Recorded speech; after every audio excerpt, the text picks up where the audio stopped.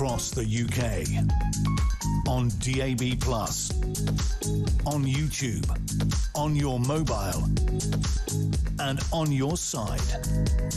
This is Talk.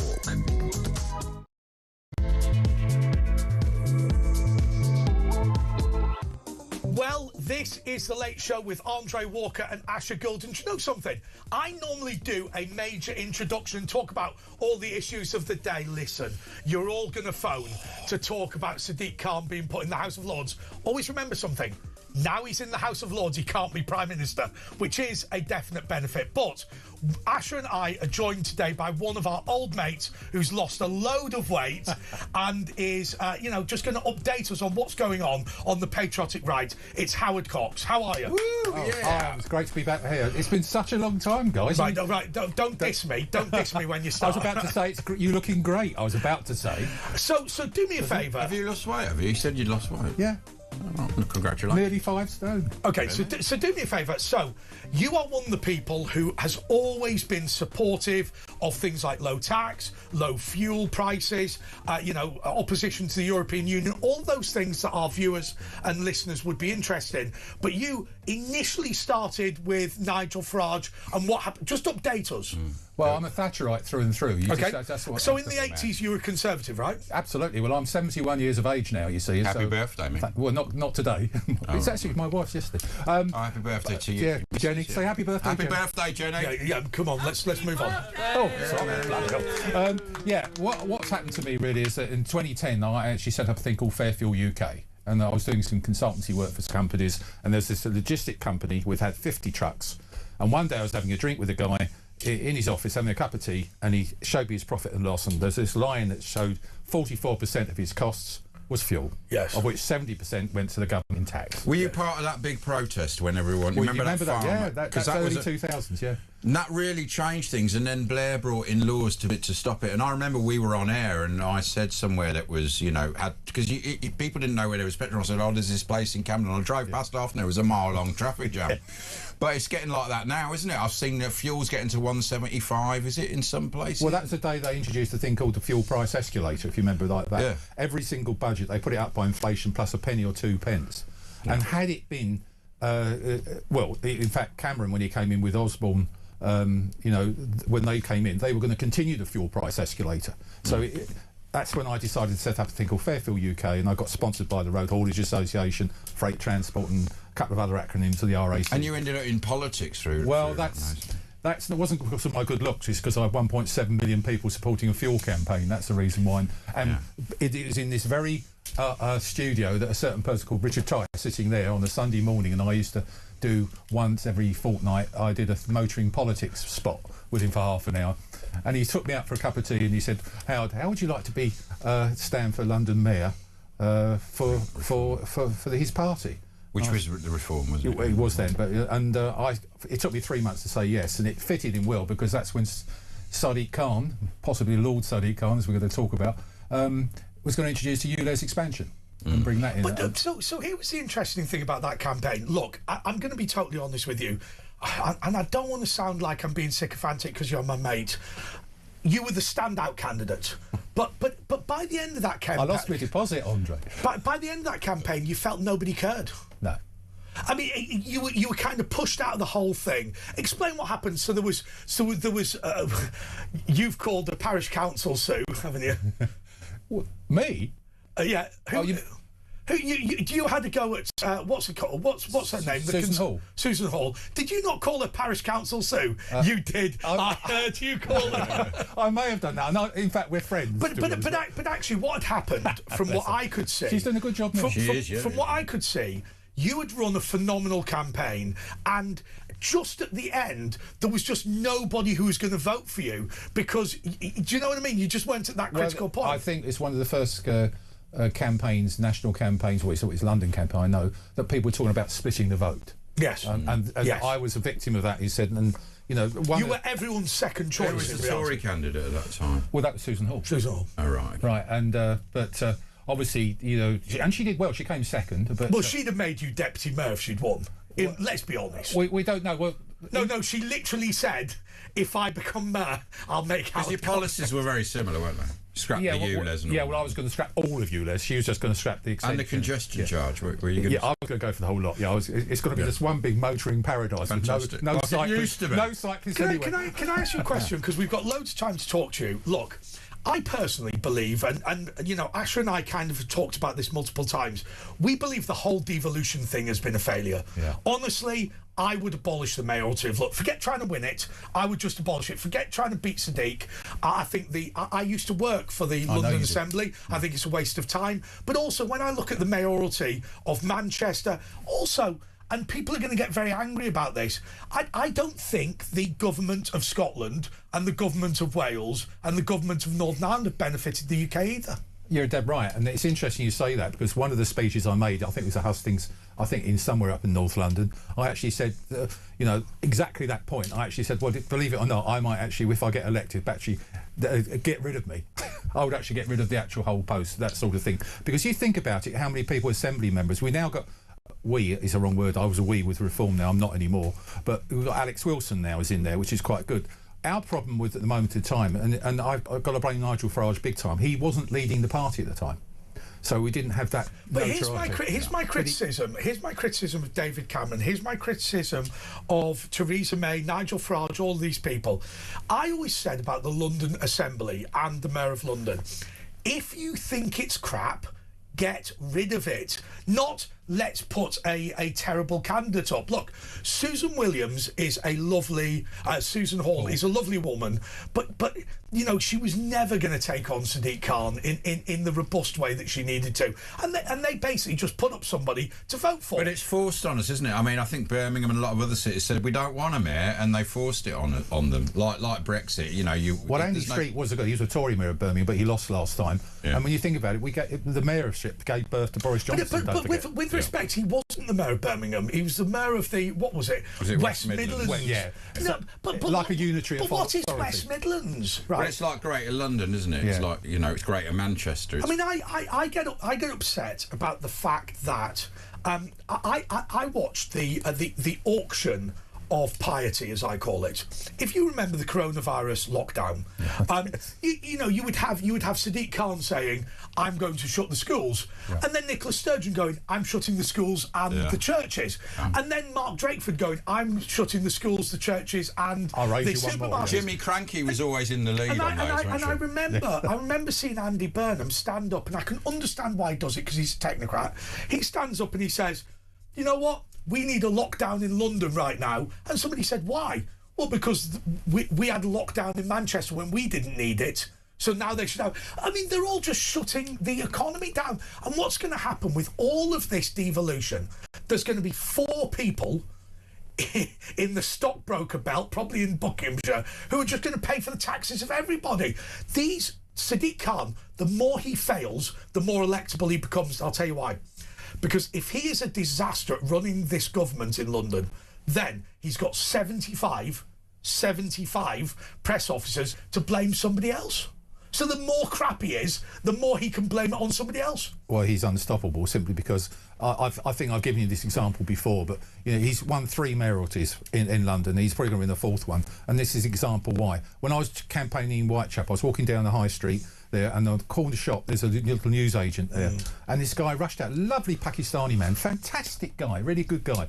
He came up to me and said, "Can I have a selfie?" I said, "Of course you can." I was with my colleagues who were giving out leaflets. "Yeah, no problem." He did a lovely selfie, and he said, "Thank you." I said, "Can I have your vote?" He says, "Oh no, I'm going to vote for Sadiq Khan." He said, "I've got 12 voting cards."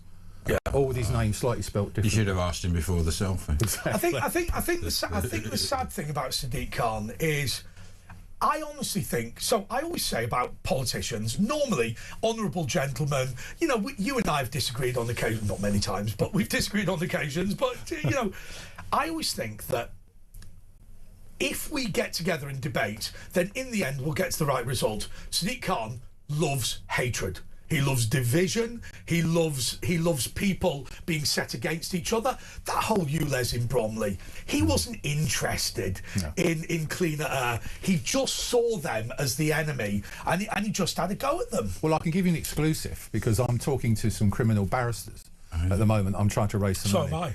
Oh, yeah, maybe for different reasons. My reason is actually that there's no doubt about it that Sadiq Khan lied in public office to get ULEZ actually implemented. Yeah, the research was faked, wasn't it? Totally fake and manipulated. Yeah, I've got to say something. So we can't accuse people of criminality, but what I will say is I'm going to. Well, no. I mean, there's no problem you doing it. Obviously, we have to push back because he's not here. But I think the Stephen Barrett view, the barrister, which is that great we have failed to prosecute misconduct in public office. Let's just be reasonable to Sadiq Khan. I find that difficult, Andre. When he made a series of claims about the need for ULEZ. He made a series of claims about the economic damage it would do to Bromley, and charitably, he failed to deliver the evidence that backed up his claims. Now, whether that evidence existed or not, we don't know, but he failed to deliver it. I actually think there is too little hassle given to politicians who outrageously lie. Now, if Sadiq Khan had stood up and gone, actually, I can't produce the evidence because I just got it a bit wrong and whatever, that's fine. I mean, I don't think we should hang politicians for making mistakes. But you always got the sense with Sadiq Khan that he was just a cheap bully who actually enjoyed being nasty to people. And every time he'd finished being nasty with somebody, would just identify new groups to be nasty. We saw how nasty he was when he denied he had no idea what the grooming gangs are. You can't get more nasty than that. Well, you've seen Susan Hall keep asking the same question, and I think it was yesterday. Disgusting. 9,000 victims apparently due to mass rape. Children being raped, and he's pretending he's never heard of it. Doesn't know what you're talking about. But he keeps saying that. Could you rephrase the question? I don't understand your question. Well, you know why he was doing it. I'll tell you something. I'm going to say that I was responsible as spin doctor for the first Muslim mayor of a royal borough, a guy called Asghar Majid. I will introduce you to him. He's a fantastic guy. I will tell you, if you had groomed girls in the Royal Borough of Windsor and Maidenhead with Asghar Majid in charge, he wouldn't have bothered with the police. He'd have just thumped you. Right? Where is he now, Andre? Do you know the actual answer? In prison for thumping. Do you know the actual answer to that? And I'm going to send him this video. Yeah. The actual answer to that is nobody is interested in moderate Islam. Nobody is interested in the decent guys. Everybody's interested in lunatic this and Babar Ahmed that and Al Qaeda whatever. We allowed in Gorton and Denton, we allowed family voting. And I'll tell you something, those children, the boys and girls, they would have voted like normal British people. But the police denied the police came out, they said that there's no evidence for it. And I'll tell you something. They've been seen on monitors. We have a large number of Muslim viewers and listeners, and I'll tell you something, they get frustrated because they think that you and I are hypocrites, and I think we are. We don't stand up for the decent, moderate ones, right? When Sadiq Khan is bullying Uber, when Sadiq Khan is trying to sow hatred, Sadiq Khan knew full well that ill-advised prayer in Trafalgar Square. 3,000 of the guys praying in Trafalgar Square did not realise that it looked bad. He knew it looked bad. He dragooned them into that. He knew that British people, white people, Christian people felt threatened by that. He should have said, let's have a Ramadan event, but it should be a speech about Muhammad and his life and a curry. And everyone would have been happy. He knew full well. Absolutely right. But I disagree about, to some extent, I actually do support decent, moderate people. I don't give them a label. I don't give myself. I mean, I get bombarded probably about 3,000 to 4,000 messages a week about people can't afford to fill their car up, those sorts of things, and they range from Greens.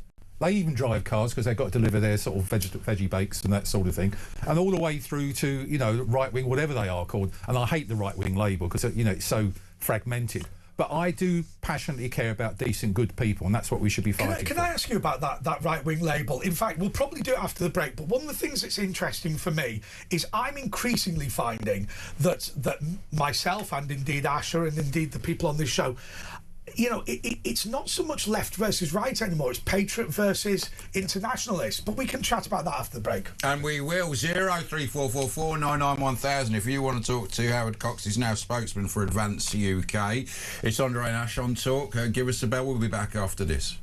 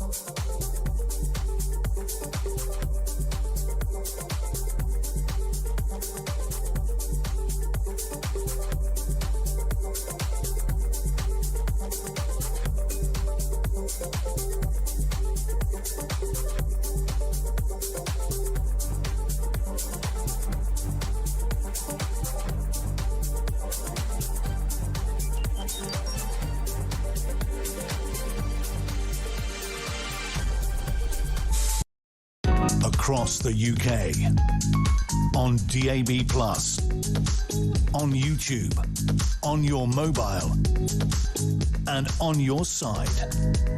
This is Talk. This is The Late Show with Andre Walker, Asher Gould and Howard Cox. And Howard was just saying during the break about all of the discussions he's had and all the time he's had with the various political parties. Look, I'm going to tell you the view of this show, given that we do have an editorial view. Yeah. Look, we like Ben Habib. Yeah. We like Nick Tanconi. We like Nigel Farage. We like Rupert Lowe.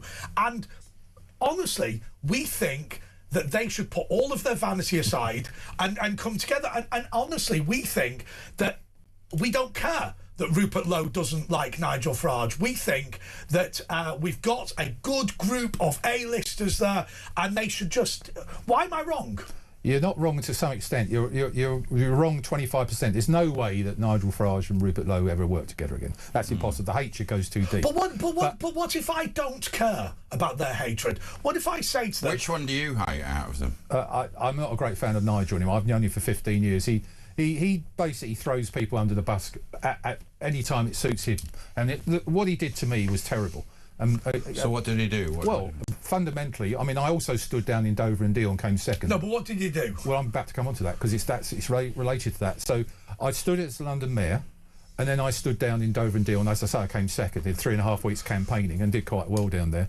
And I didn't even get a thank you, for standing from any of them people. And then Zia Youssef came on board, and his entrance fee was 200,000 quid. To come into the party and that sort of and take over various things, and he basically ostracised me. I just want to be clear. Let me just be clear on this point, because there have been allegations against Zia and Nigel Farage. You're saying that you are somebody who has fought for the party, and you were overruled because Zia Youssef paid the party a quarter of it was a donation, but paid the party £250,000. Well, that was his entrance fee. But why did he ostracise you? Well, I don't know. I'd have to ask him that one, but this is where it went wrong. But what gave him the right to do it? Well, I went on the Dan Wootton show about 3 or 4 months after the election, and I was asked a question about Tommy Robinson, and I didn't know anything about this guy except one thing, that he's been actually highlighting the child rape gang issue, and I said he should get some credit for that. What I got instead the next few days was a text from Richard Tice saying, if you continue to support Tommy Robinson, I'm going to force to expel you from the party. Expel you from the party. I find this whole Tommy Robinson thing ludicrous. This man has his own media outlet. Yeah. He's not interested in coming on Talk. He's not interested in coming on the BBC. He's not interested in coming on... He's not running for any political party. No, all I can say is I've seen some of his videos, and from what I've seen, he makes some good points. He makes some points I disagree with. I don't understand why people are neurotic about this. He's not going to be a contributor on this show. He's not going to be... Nigel and most of the Reform leadership are neurotic about it. There's something between them. But is it a class issue? Well, it goes back to the days of the English Defence League and those sorts of things. And I'm afraid there's a lot of water under the bridge between Nigel Farage and him. Yeah. And it goes back that way. But let me tell you... And I don't care about that, which is your point. But let me tell you the position of this show. The position of this show is very simply this. Look, I'll tell you why I didn't want Tommy Robinson on the show. Because he had committed an immigration offence in the United States of America, and I felt that would have made us hypocrites when we're saying you should. But ultimately, what I've always found with this man is he's not relevant to us. He does his thing, we do our thing.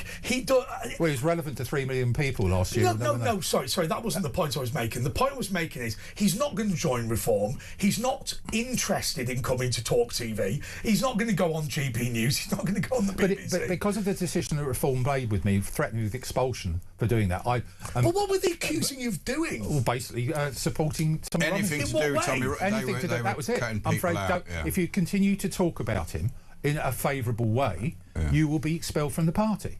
Anyway, and this is important to understand. I actually spoke to Ben Habib because at that point, when Nigel came back, he dropped, because Ben was deputy leader of the party at that point, the Reform. But as soon as Nigel came on board, he got rid of Ben. And I spoke to Ben about this afterwards, and Ben said, look, they're threatening you, Howard, get out now while you can. You control your narrative, etc. And so I said, OK, fine. But I've got to find out why Tommy Robinson is so hated.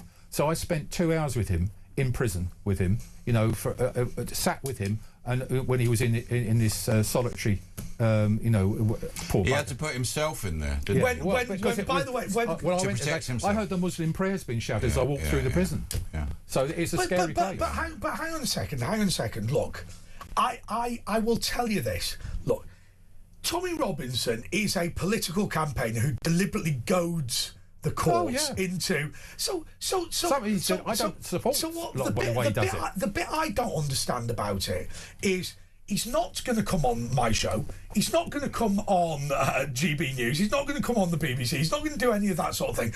And when people, I remember that period when people were going, "Is he going to be involved in reform?" He wasn't. No. He wasn't going to be involved. And I think for me, what it annoys me, it reminds me of the way people talk about Israel. And I'll tell you why it reminds me of that. Because, you know, if you disagree with what France is doing, you don't say France should cease to exist. If you disagree with what Israel is doing, then often you believe Israel should exist. Tommy Robinson is a campaigner and a journalist who does what he does. He is not going to come on this show because he's not interested, and he doesn't need to. And equally, he's not going to run for Parliament.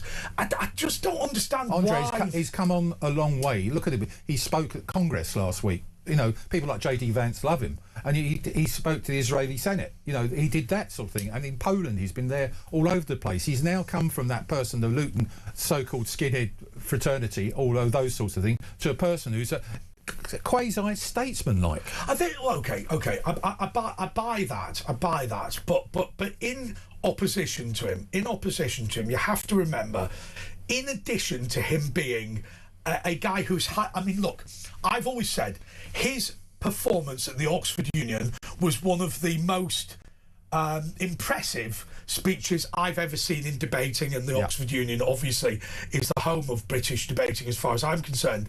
However, you know, his behaviour in addition to that has been unacceptable, you know, to attempt to lie his way into the United States of America. And but for me, I just feel like we're obsessed with this person. I agree with you. And we're not obsessed with the issues he raises. I agree with you totally, and that's my point. And that's what I said to Reform when they threatened me for saying I'm backing up. I didn't know him from Adam at that point. All I said, the grooming gang issue, he brought it to the attention, and that's how I learned about him. But I didn't know anything about him, and I knew about his past is not too savoury. But why is it that Nigel Farage worries so much about one individual? I mean, he's always sat there. I mean, is it because he does have a lot of power, Tommy Robinson, to talk to people? No.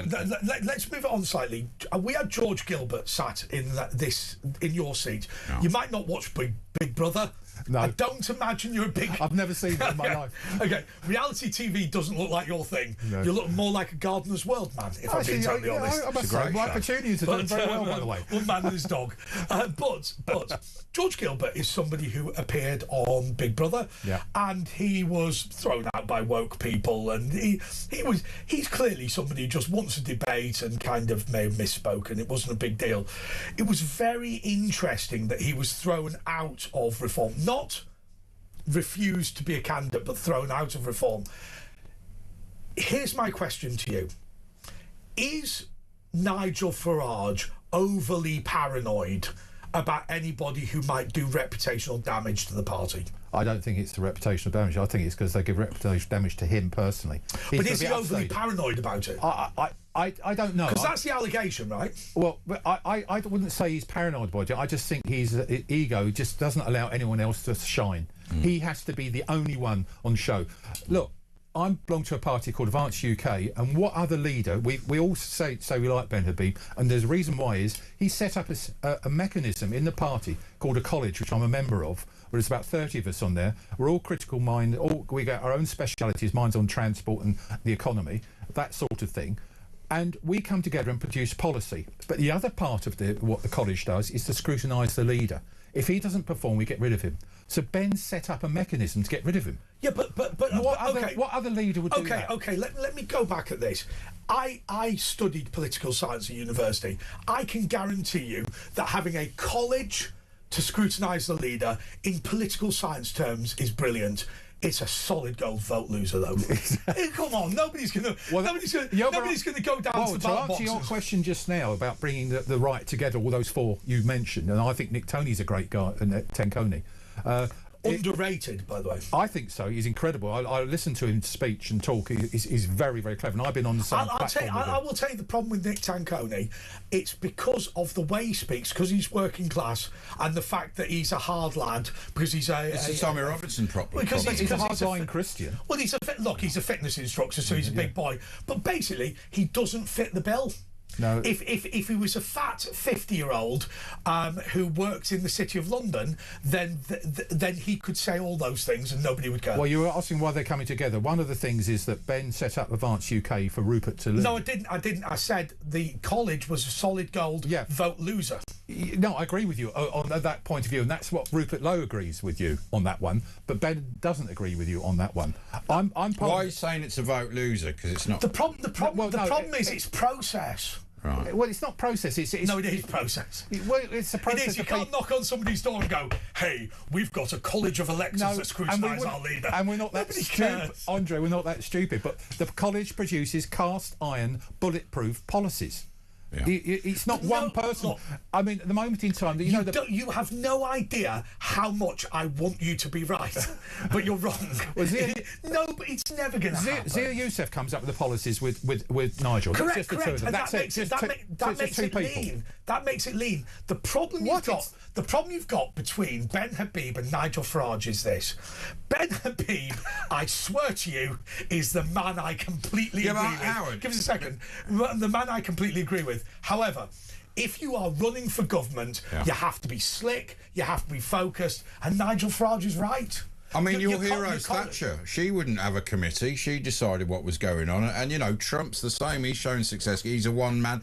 And so in that way, there are a few titans around Margaret Thatcher. You think of the Jeffrey Howes and around him. That I could go through loads of people around Thatcher. But she ran it, didn't she? Oh, of course she did. You need a rod of iron running the thing. Do you know where Ben Habib is wrong? Right, and I've thought about this. So first of all, Ben Habib is substantially right in the fact that political parties have become dictatorships, and our political system is about your local MP supporting you, and as long as we have political parties deciding who your local candidate is and running this like a national campaign, it won't work. I'll tell you what I would do if I was Ben Habib. I would make whipping illegal. No, it's not kinking. Okay, it's not kinking. I know it's nothing to do with politics. It's not kinking.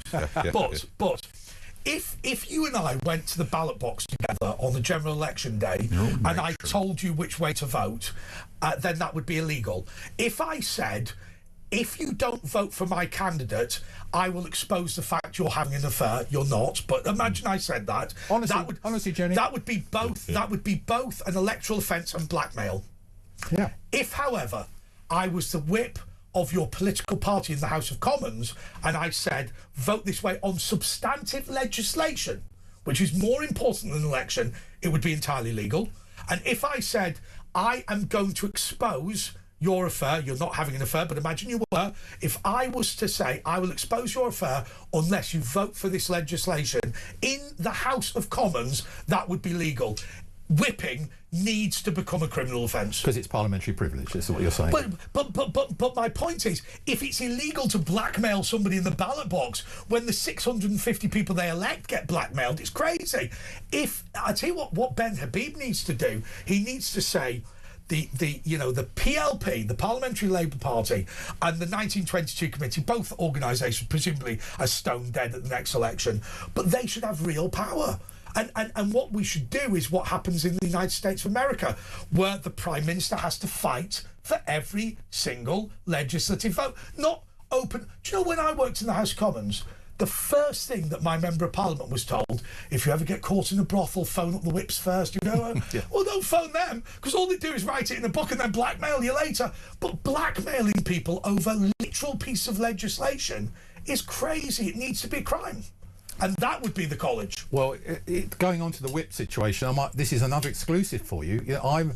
Well, your last one was crap. But go Yeah, your last exclusive we all knew about ages ago. But anyway, let's try again. He's got another exclusive. Go on. 15 years I've been running Fairfield UK, and each year... Well, not a 15-year-old exclusive. I mean, come on. All-party parliamentary group I've been secretary to and running for many times. People like Robert Halfon was chair of it, and Craig McLean, Neither Barnett Lord, and all that sort of thing. Great people I work with.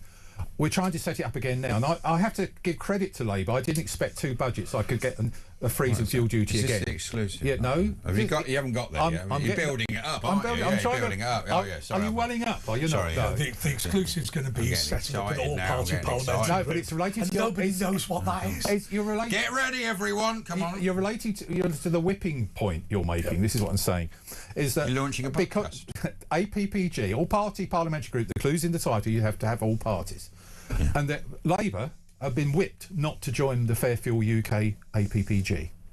That is an exclusive. Well, that's got a lovely headline. No, hang on. It shows they hate the motorists. Hang on. That is actually enormous, and I'll tell you why. In order to set up an APPG, an all-party parliamentary group, you have to have some members of the opposition and 1 member of the government. Yes. So... not one single Labour MP. What they do is they're told, don't they? No, I'm in contact with a lot of Labour MPs, and they want to be on it, but they've been telling me that they can't. They've been told not to. But hang on. Because I've been really slating Rachel Reeves about the fact she hasn't actually cutting fuel duty. So I don't know if the rules are the same as when I worked in the House of Commons, but when I worked in the House of Commons, you used to have to have at least 1 government member, at least 1 from the official opposition, and 1 from somewhere else. Right. So, not even 1 single Labour MP. At the moment. Well, that would be the end of their career if they did that. What, to join the Labour, if they're being told not to, well, it's the authoritarian style, isn't it? Ash, I don't think it's an official whip, but that's what I'm hearing. I'm getting... No, let's be clear. You're right. If you're phoning Labour, I mean, all party groups, all you have to do is sign it. Well, I mean, when I set them up all the time, used to walk around the bar and people sign. If you can't find even 1 government member, I would suggest you've got a problem. Well, and that problem is whipping. Well, while the Tories were actually in government for 14, I had Graham Stringer was always the one, the Labour guy. Great guy, lovely, good. He's really good. And there's a lot of petrol heads in there. There's got quite a few of the Labour guys, backbenchers, got classic cars. So they want to help. But I'm afraid, because of my position, possibly because I support Tommy Robinson, who knows? I don't think it's in this case. But because, don't Labour it. Because I'm slating Rachel Reeves for being the most incompetent chancellor there's ever been. And, we're seeing... in India, they're cutting fuel duty by 10p because of the oil crisis. Why are we not doing something here? She's raking in taxes, isn't she?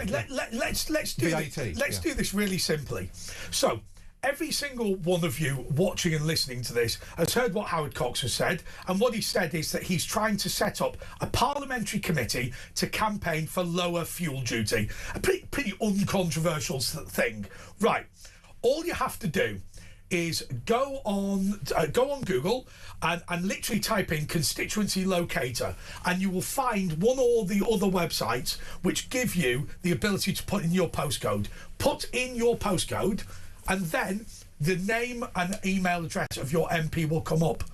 Email your MP and say, I want to meet you on Friday at your surgery to discuss the fact that you're not supporting this APPG. Now, I know you might be nervous. Don't worry about it. You can send 2 sentences. All I would say to you is, don't be rude to anybody. Don't say anything nasty. Just say, I would like to request a meeting at your surgery because I support the all-party parliamentary group for Fairfield. And then go along and say, I want you to sign this form. And they'll go, how do we do it? And then you say, contact Howard Cox. And how do we contact Howard Cox? At fairfielduk.com. You'll find a way of doing that. And the reason I'm going to say that is because we have so many people in this country who want to throw things, milkshakes and all that sort of thing. If you contact your MP and say that you want to meet them to discuss fuel, they will meet you. They'll be happy to meet you. Don't have to shout abuse at them. Don't have to be nasty. They'll enjoy the meeting. They may agree with you. They may not agree with you. But make your case. Yep. Okay. 03444991000. You want to speak to her? We're going to talk about Rachel Reeves putting up the taxes, making hay while the sun shines, and then blaming all the economy. She's going to blame it all on the oil prices. So if you want to talk to Howard, 03444991000. She's blaming it on Howard. Back after this.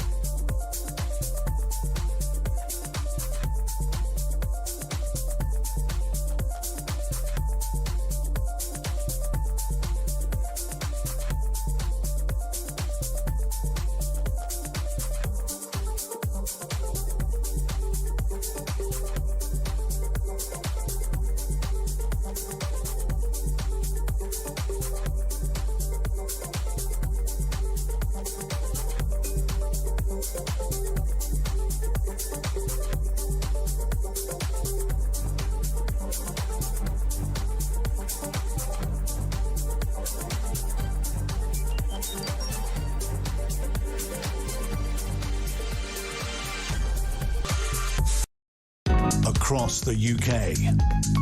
On DAB+, on YouTube, on your mobile, and on your side.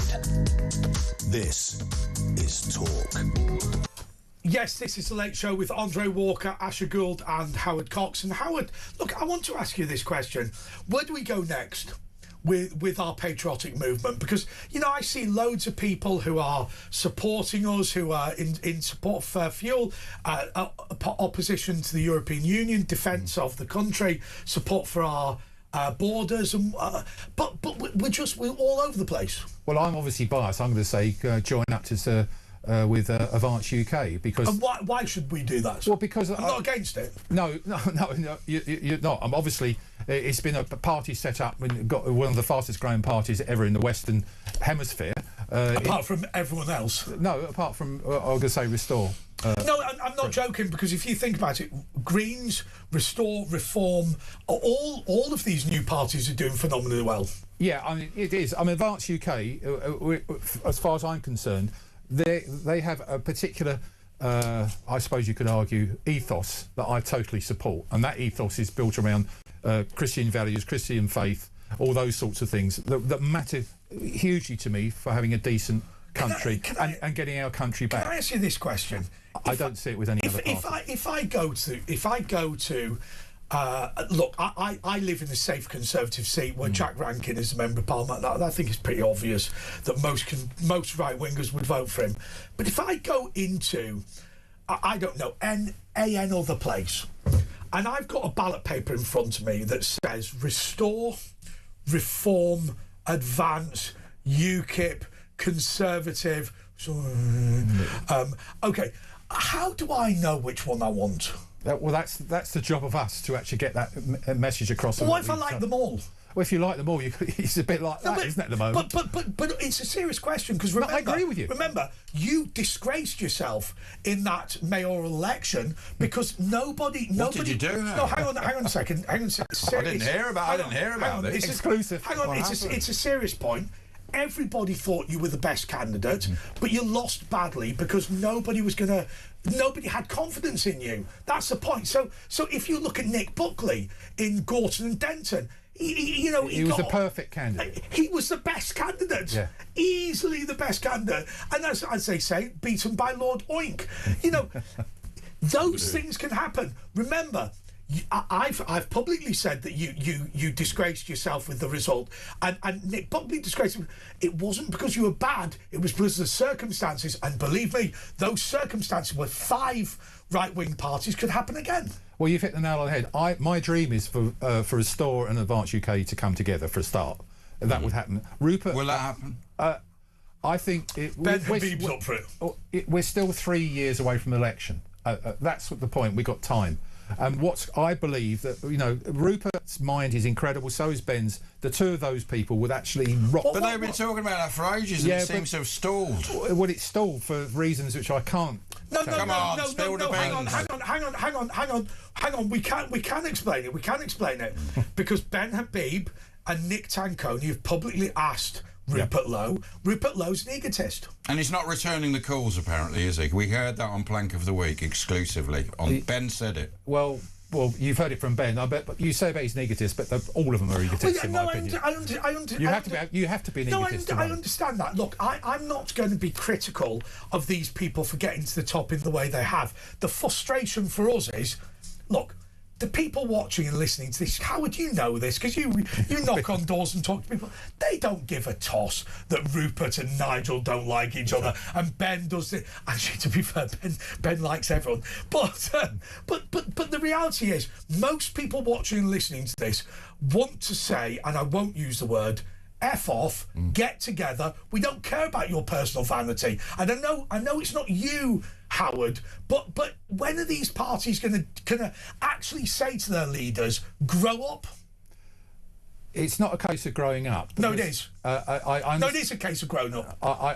It is. I think there needs to be more adult approach. But they're in their 60s and 70s, you know what I mean? They ain't going to change their ways. I guess they will. I mean, Rupert really rates Ben. I tell you that now. Does he Ben. really? Yes, and that's why he's not negotiating. But he won't forgive with. Hang on, Nigel. that's why he's not negotiating with him. There's a lot of reasons that have gone. No, the reason he's not negotiating. Well, Rupert doesn't want. No, hang on. Rupert doesn't want the college, for example. Howard, I really like you. You're a great guy, but the reason Rupert is not negotiating with Ben is ego. Fact. But that's never going to go, is it? No, hang on. I'm saying to you that you know. Look, I'm not trying to trip you up. You know full well that your election campaign in London was destroyed by the failure of the right to get together. Susan Hall should have been your deputy, and it would have been fine. You know what the problem is. These people, I've set up my own party, I'm making a difference. No, what you are is an egotistical arsehole. That's what you are. No, honestly, that's... And on that bombshell, our egotistical arsehole will be back in 2 minutes.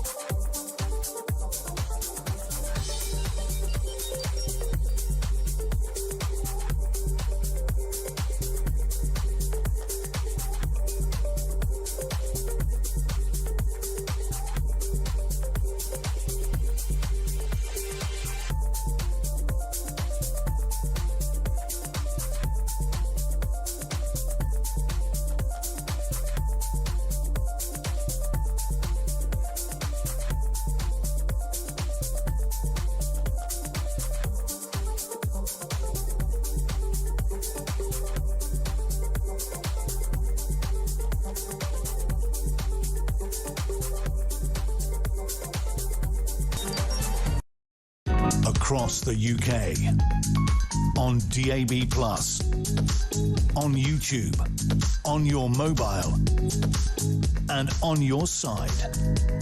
This is Talk. OK, I surrender. This is The Late Show with Andre Walker, Asher Gould and Howard Cox. OK, the reason we went to the break a moment ago was because we had to for Ofcom regulations. We have been invaded with your calls, invaded with your texts, invaded with your messages that say that I was completely unfair to not give Howard Cox a response. Howard, your response? Yes, I take great exception to the fact that, you know, you think about the egotist, the ego story. Rupert and Ben are talking. At the moment in time, I can't say too much, but what is worrying me from my point of view, because I'm very loyal to Varsity fan Ben, is around Rupert Lowe, he's surrounded by people which I think are close to being racist. And that's the issue for me. Everything else, it's a wafer-thin difference in policies. He's attracted that element, hasn't there's a few people. So hang on. I mean, Rupert is not racist, but who are these people? I don't know these people, but how do you know they're racist? Because I said that wrong. I do know of these people, and I can't name names. It can't be, but I think people know who I'm talking about. But look, there's a lot of people talking on other shows. They're quite young. They're between 20 and 30 years of age, and unfortunately, they are basically talking about ethnically white English sort of thing. This whole thing, this whole aspect of the fact if you're not English, or you're not British, you've got to go, and that's wrong. It isn't. Yeah. Okay. My wife was born in Kenya, but you know she's British. But in defence of these, I mean, I don't know the people you're talking about, but in defence of these people, you know, I've never seen a comment from Restore or Reform or Advance or the Conservatives or UKIP that I would deem genuinely racist. I mean, somebody might say when Restore Britain went from a movement to a party, the insults to, but as you know, he's half Pakistani, Ben Habib.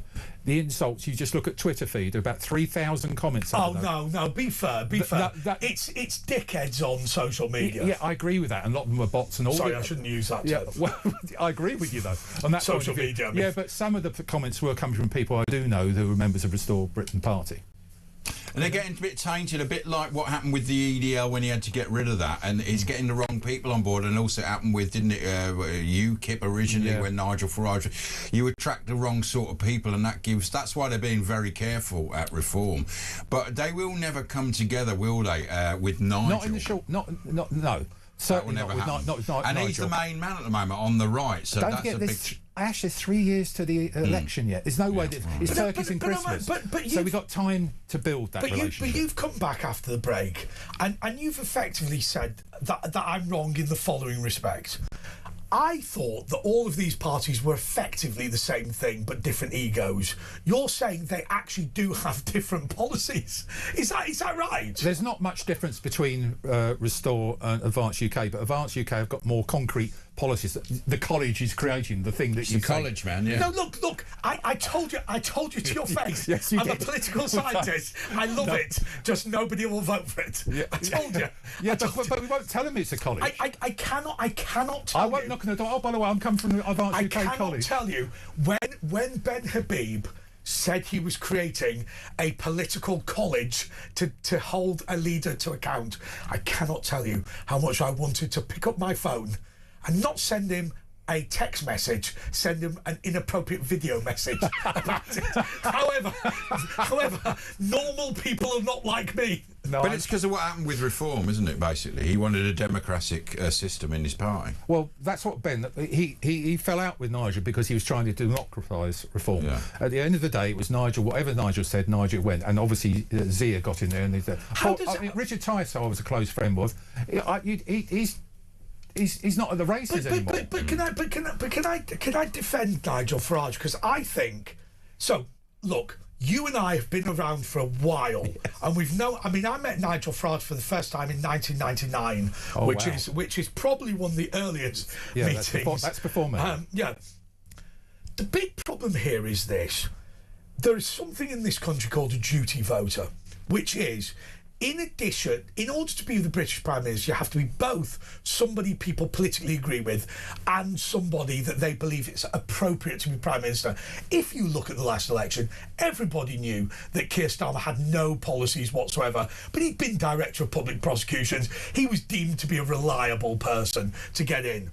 Right. The reality is, you and I, and presumably Asher, have very similar political views, but in reality, Nigel Farage is not going to win the election unless he brings on the duty voters, and that means you have to suck up the all of these people who came on board.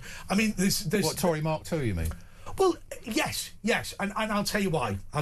Because there has to be people to staff a government. Look, Danny Kruger good, some of the others less good. People do want the old Tories back, though. That is, in essence, what has been lost in the last 20 years. Well, one of the things that Ben said when he said he wanted to annihilate the Tory party. Well, the current one, but Nigel sort of agreed with that in the early days, and now he's just bringing them all on board. No, I think. Well, actually, so look, as everybody knows, I'm that wing of, if you like, Reform, and I support Advance and whatever as well. I think the problem was Conservative campaign headquarters. It wasn't the Conservative Party. You weren't pushed out of the Conservative Party by actual Conservatives. You were pushed out by the Socialists who took charge of HQ. Nobody hate. I mean, you remember in May, 1,025 Conservative councillors are going to be thrown out. They're not the people that disagree with you. No. They're not Alan Mabbott, right? They're not Rishi Sunak. No. They're not these communists. You know, Alan Mabbott gets £1 million settlement when he lost the election, right? They're not those people. They're decent people. Well, it's interesting because David Maddox, who's the political editor of The Independent, actually found an internal communication from the Tory party when I was standing for London Mayor, saying, why the hell haven't we got Howard Cox as our Tory candidate? And they did well with Sean, though, didn't they? Was that not that campaign? Sean Bailey. Do you know, the Royal Borough of Windsor and Maidenhead lost its entire election, lost its governance, because Alan Mabbott, this scumbag loser in Conservative campaign headquarters, forced them to spend 4 months debating whether I should run in Sunningdale. Really? Right. I mean, can I tell you, the salary was $8,000 a year. It would have cost me more in legal fees every time I got sued by compliance. Right? But he derailed the entire campaign. And I'll tell you why he derailed the entire campaign, because he's more interested. Alan Mabbott's a scumbag, by the way. We hate him on the show. He's more interested in his own OBE than he is about conservatism. He wants to be the predominant brand in conservative. What happened in Conservative campaign headquarters was the problem. We have got Conservative campaigners and councillors watching and listening to this show. They're all going to die in May. They're all going to die in May, and it's not their fault. They're not bad people. But I've always said, I hope they've made arrangements. I've always said that nobody I like and nobody who likes me is responsible for the death of the Conservative Party. Well, the establishment, as we know, I think we all agree that the Tory and Labour Party, the Uni Party, is dead. Yeah. So let's hope so. Unfortunately, though, the right side of politics, and I mean in the literal sense and in the label, is too fractured. And well, can I tell you, Howard, we've got a bigger problem, you know, because we are, in this show, support the Labour and trade union movement. Yeah. You think about patriotic Labour people in the north of England. They've got nothing. The Labour Party's been taken off them by a bunch of North London lawyers. I mean, we're arguing about 5 parties. You know, if you're a genuine old Labour socialist in Wigan, you've got screw all. And Unite are cutting back funding of the Labour Party. There's a classic example. I'll tell you what, if I was a trade union member, I would rather pay for... Yeah, I would rather not pay for Keir Starmer. I thought about the regulator. But who's going to replace Keir Starmer after May the 7th? Nobody. No, nobody who's a socialist, nobody who's going to defend genuine, hard-working, working-class people in the north of England. Nobody. Well, there's a group of people, actually, I didn't know about this, but I've learned in the last couple We've got 30 seconds, Howard, so we've got about 30 seconds. No, go on. I can't do it. It's a bit longer than that. Well, okay, are you going to stay with us? Stay after the break. Stay with us, yeah. So we've got Howard Cox in, spokesman from Advanced UK. We're going to talk about the news and go through all the papers. Tiger Woods has had a car crash and been arrested for being suspicious, possibly on drugs, impairment. So we'll be talking about that. We'll also be talking about Rachel Reeves and your specialist subject, what's going on at the petrol pumps, Howard. So stay with us, talk. Howard Cox is here, so get your calls in 0344 499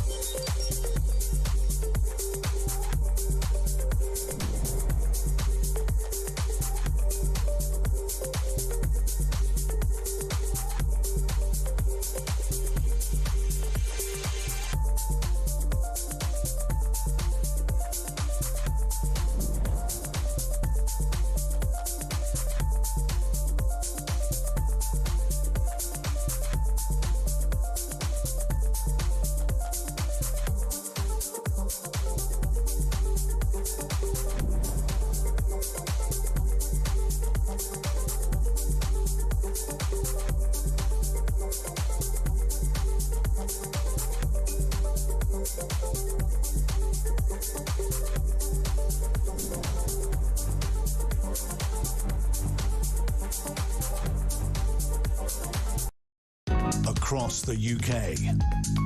On DAB+, on YouTube, on your mobile, and on your side. This is Talk.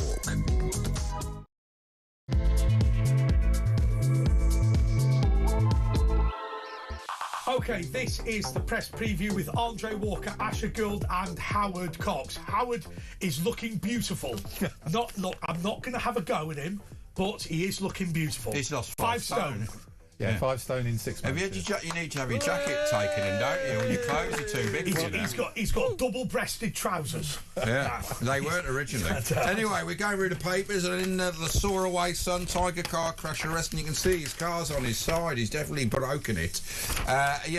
Golfing legend Tiger Woods was arrested last night on suspicion of driving under the influence of drugs after a rollover car crash.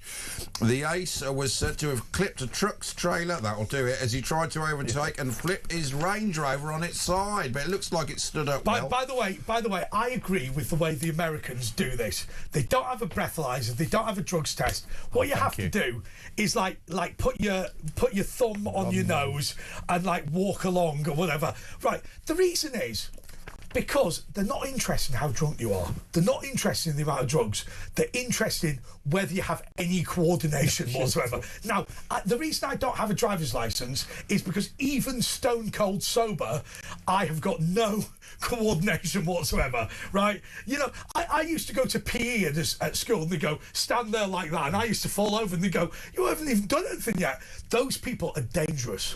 It's sober or drunk. Listen, Howard's not going to go for this. No, he's not. He's not biting. Tanks for nothing, Sir Keir. Petrol hit 150 a litre yesterday, with PM Sir Keir Starmer urged to follow other countries on cutting tax on drivers. The rise in pump prices since the Iran war began has handed the Treasury £67 million in extra VAT. Motorists have had to pay £402 million more, and it's now they're saying 150 a litre. It's 180. It looks like with diesel. Oh, it's way past it. I've come to be cheaper diesel in the old I've days. seen 195 today on diesel, and I've seen 162 on petrol. You live in a nice Do me a favour, Howard. Explain to me why oil prices in the Straits of Hormuz. Look, apologies that I don't understand. Oil prices. So, Straits of Hormuz, you can't get oil tankers through. Why does that mean the British government gets more tax? Explain. Well, for a start, 20% of the world's oil supplies go through the Straits of Hormuz. Okay. And you take 20% off actually the supply, it's obviously going to impact. And demand's gone up because people are actually going and filling up their tanks to the top now because they're scared of what's going to be the price next week. But why does... And when you were talking about actually the tax issue, for every litre of fuel, 52.95p is fuel duty, and there's VAT on top of the whole amount, including VAT on the fuel duty. So if it goes tax up, on the tax, it's immoral. So what I'm driving at is this. I think most people think it's reasonable to pay tax on certain things, but if there is a massive price hike on petrol, the government doesn't cap the tax. What happens is, if it goes up by £1, they continue to take their 60-70%. Yeah, it's about 55%. Okay. But that sort of thing. But the important thing is the fuel duty itself stays the same at 52.95, irrespective. It's the VAT that they benefit from, and that's the immoral thing. If they took VAT off the fuel duty part, pumps prices will come down 10 pence. Let me ask you this question. So, imagine I've got an ordinary job, right? So not working here, but an ordinary job, right? So I'm being taxed, so I get my income tax, which is going to average out at 35-40%, depending on where I'm at. So for every £1 I earn, I get 60p, right? Then I buy a car, and I have to pay VAT on the car. So say it's 10 grand, right? I need to earn 12,000, roughly, in order to buy the car, and then, so okay, let me get the mathematics right. So I only get 60 pence in a pound from what I earn. Of that 60 pence, if I buy 60 pence worth of fuel, about 55% of that, so about 33%. 38 pence. Yes. Of that is that. So what I'm talking about here is, and then the rest is tax on whatever you spend that on. But hang on, my mathematics is not that great. But I'm saying that if I get taxed as an average person and buy fuel for my car, 22 pence is you know, my own earnings. The rest is all tax. So I have to conversely earn £5 to earn £1 of fuel. 37 million drivers in this country.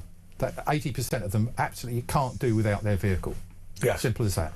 And it's an essential resource, and it impacts on the inflation, jobs, or deliveries, business all the investment, deliveries. the internet economy. And the machine, the factories, it's all going up there. So everything is sort of snowballs. You just take a 44-ton truck that delivers, you know, the great big trucks are there, 7 miles to the gallon. Yeah. And they 400-litre tanks. So it could be an extra 300 quid a week just a few pence. Yeah. I'll tell you one thing that I always felt. So I used to work in Salford, and there was a genuine view in the north of England. I'm sure in Kent it's exactly the same.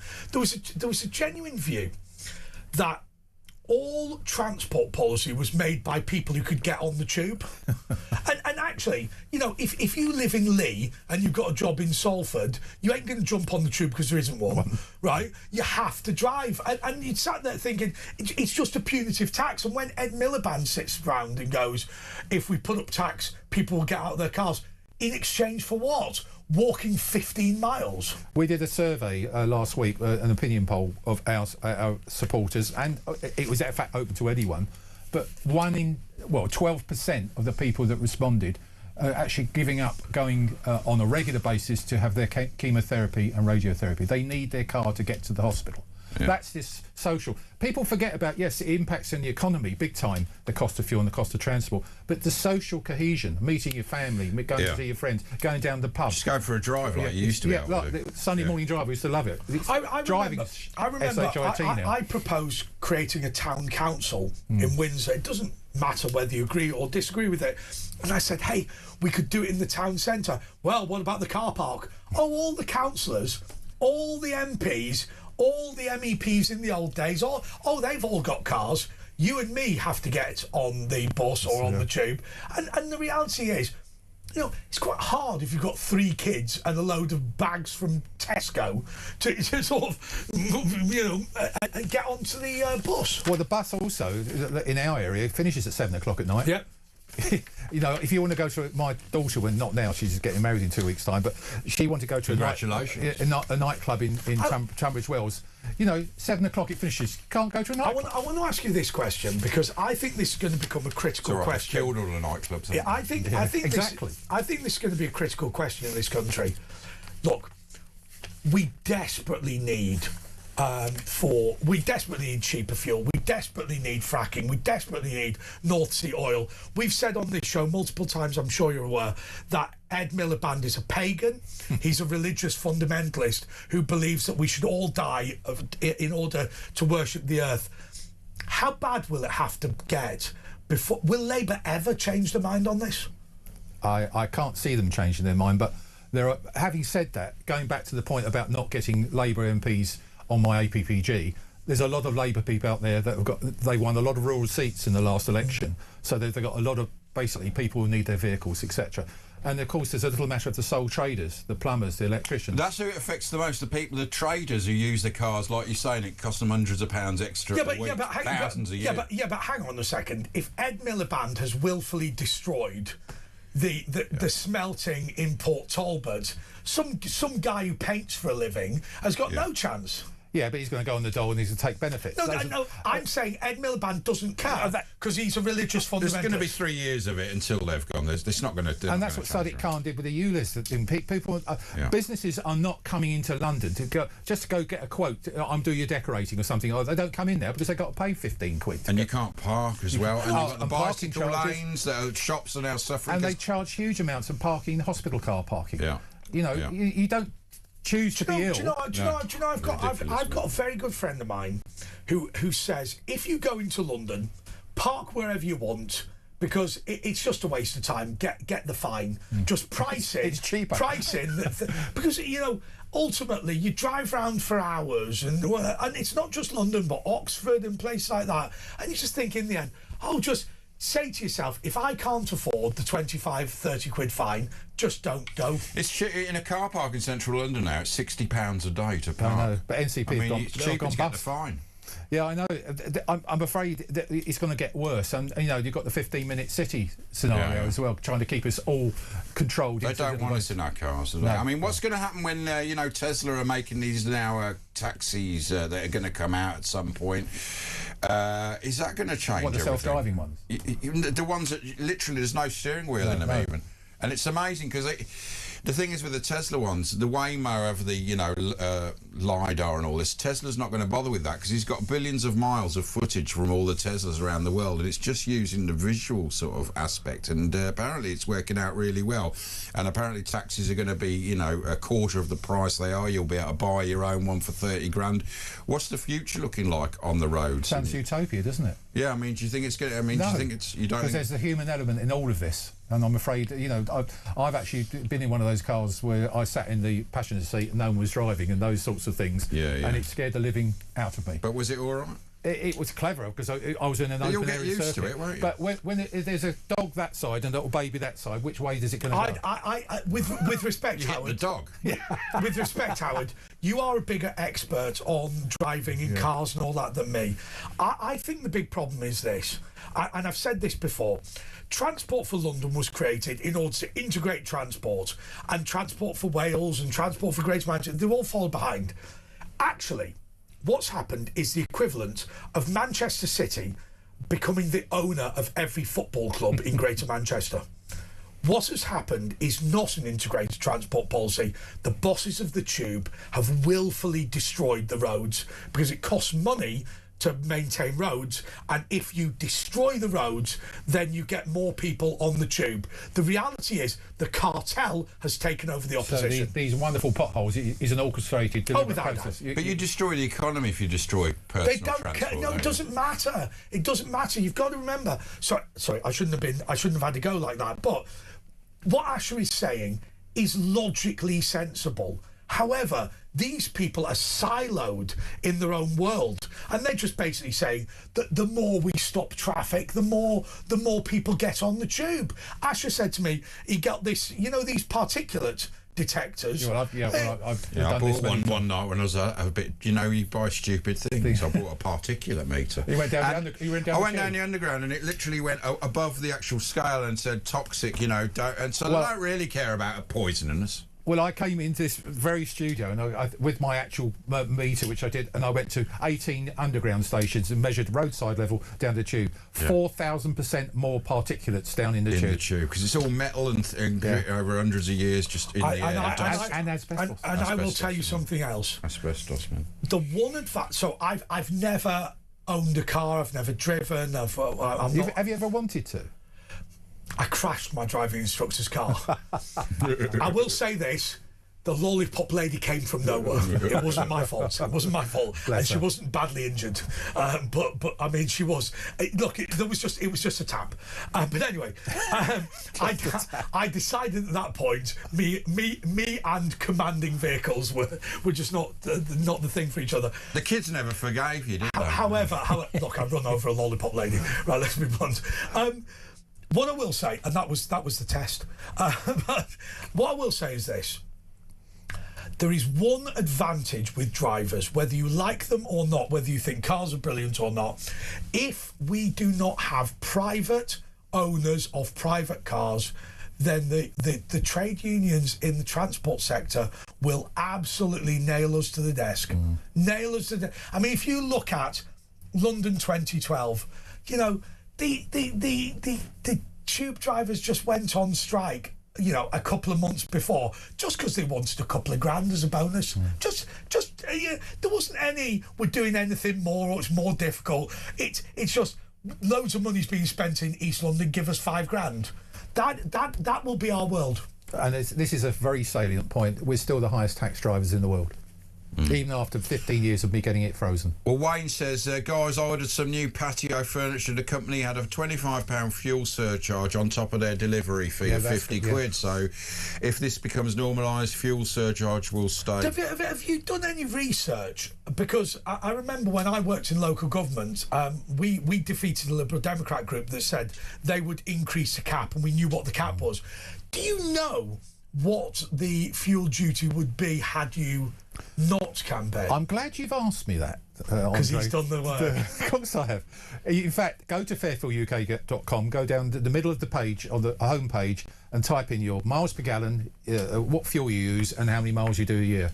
And it'll tell you how much how much Fairfield UK has saved you in 15 years. But do you know off the top of your head, yes, if I went to the pump today? Well, so what would I get if I wanted a litre of petrol? What would I get it today? Do you reckon? Well, it's currently, I think was it 150 the petrol? Yeah. Yeah. I remember years ago it went to 180. Well, if the fuel price escalator had been in place, it would be £2.25.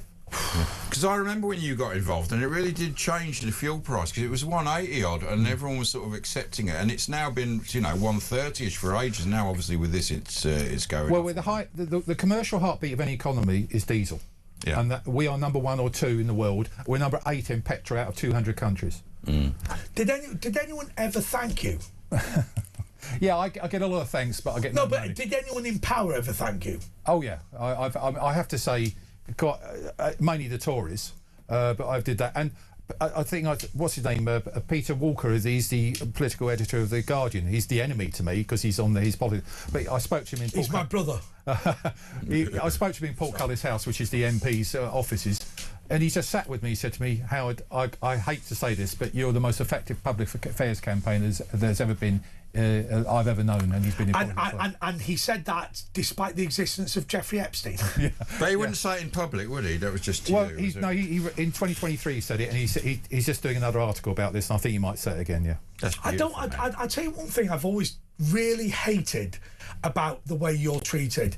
It's not a right-wing thing. No. You know, the vast majority of people that need low fuel taxes are working class people. They're not the rich. They, you know, if you've got a Bentley with a driver, you don't give a rat's backside. But then answer. Why did this happen to me? The RHA sponsored me for 9-10 years. RHA, the Royal Horticultural Society, the Road Haulage Association, and the Freight Transport Association. They're now called Logistics UK. They each of them paid on a regular monthly basis a decent money, which helped me, pay for independent economic research, etc. and your own pay. But because I did not or don't support net zero, they said I'm environmentally insensitive. And you remember my other partner was Quinton Wilson. Unfortunately, died. He was very good. But there's a look that you know and I know. There is a reason why all of these climate change committees take place in Saudi Arabia and Dubai. And all. NEOM's never going to happen. The reality is, all of these useful idiots running around the streets are all funded by the big oil and gas producers. Who is the biggest funder of wind turbines? It's the petrochemical industry. It's like when the tobacconists go into vapes. But the interesting thing, Quentin Wilson, he was a great guy. We used to have him on a lot. He's like the Jack Nicholson of motoring journalism. But every time we got him on over the last few years, we're going. And you knew this wasn't from the heart. He was going, oh yeah, electric vehicles, yeah, they're the future. And you knew that he didn't really believe. He's like a Clarkson type. Was he employed by them to sort of? Well, he always denied it, but suddenly things happened. For 11, 12 years, he was my spokesman for Fairfield UK. He used to go and then he's a beautiful speaker. He was great. He's a founder of Top Gear with Jeremy Clarkson. By the way, brilliant. If you wish to bribe Asher and I, we've got a brilliant plan. I love electric vehicles. Listen to this.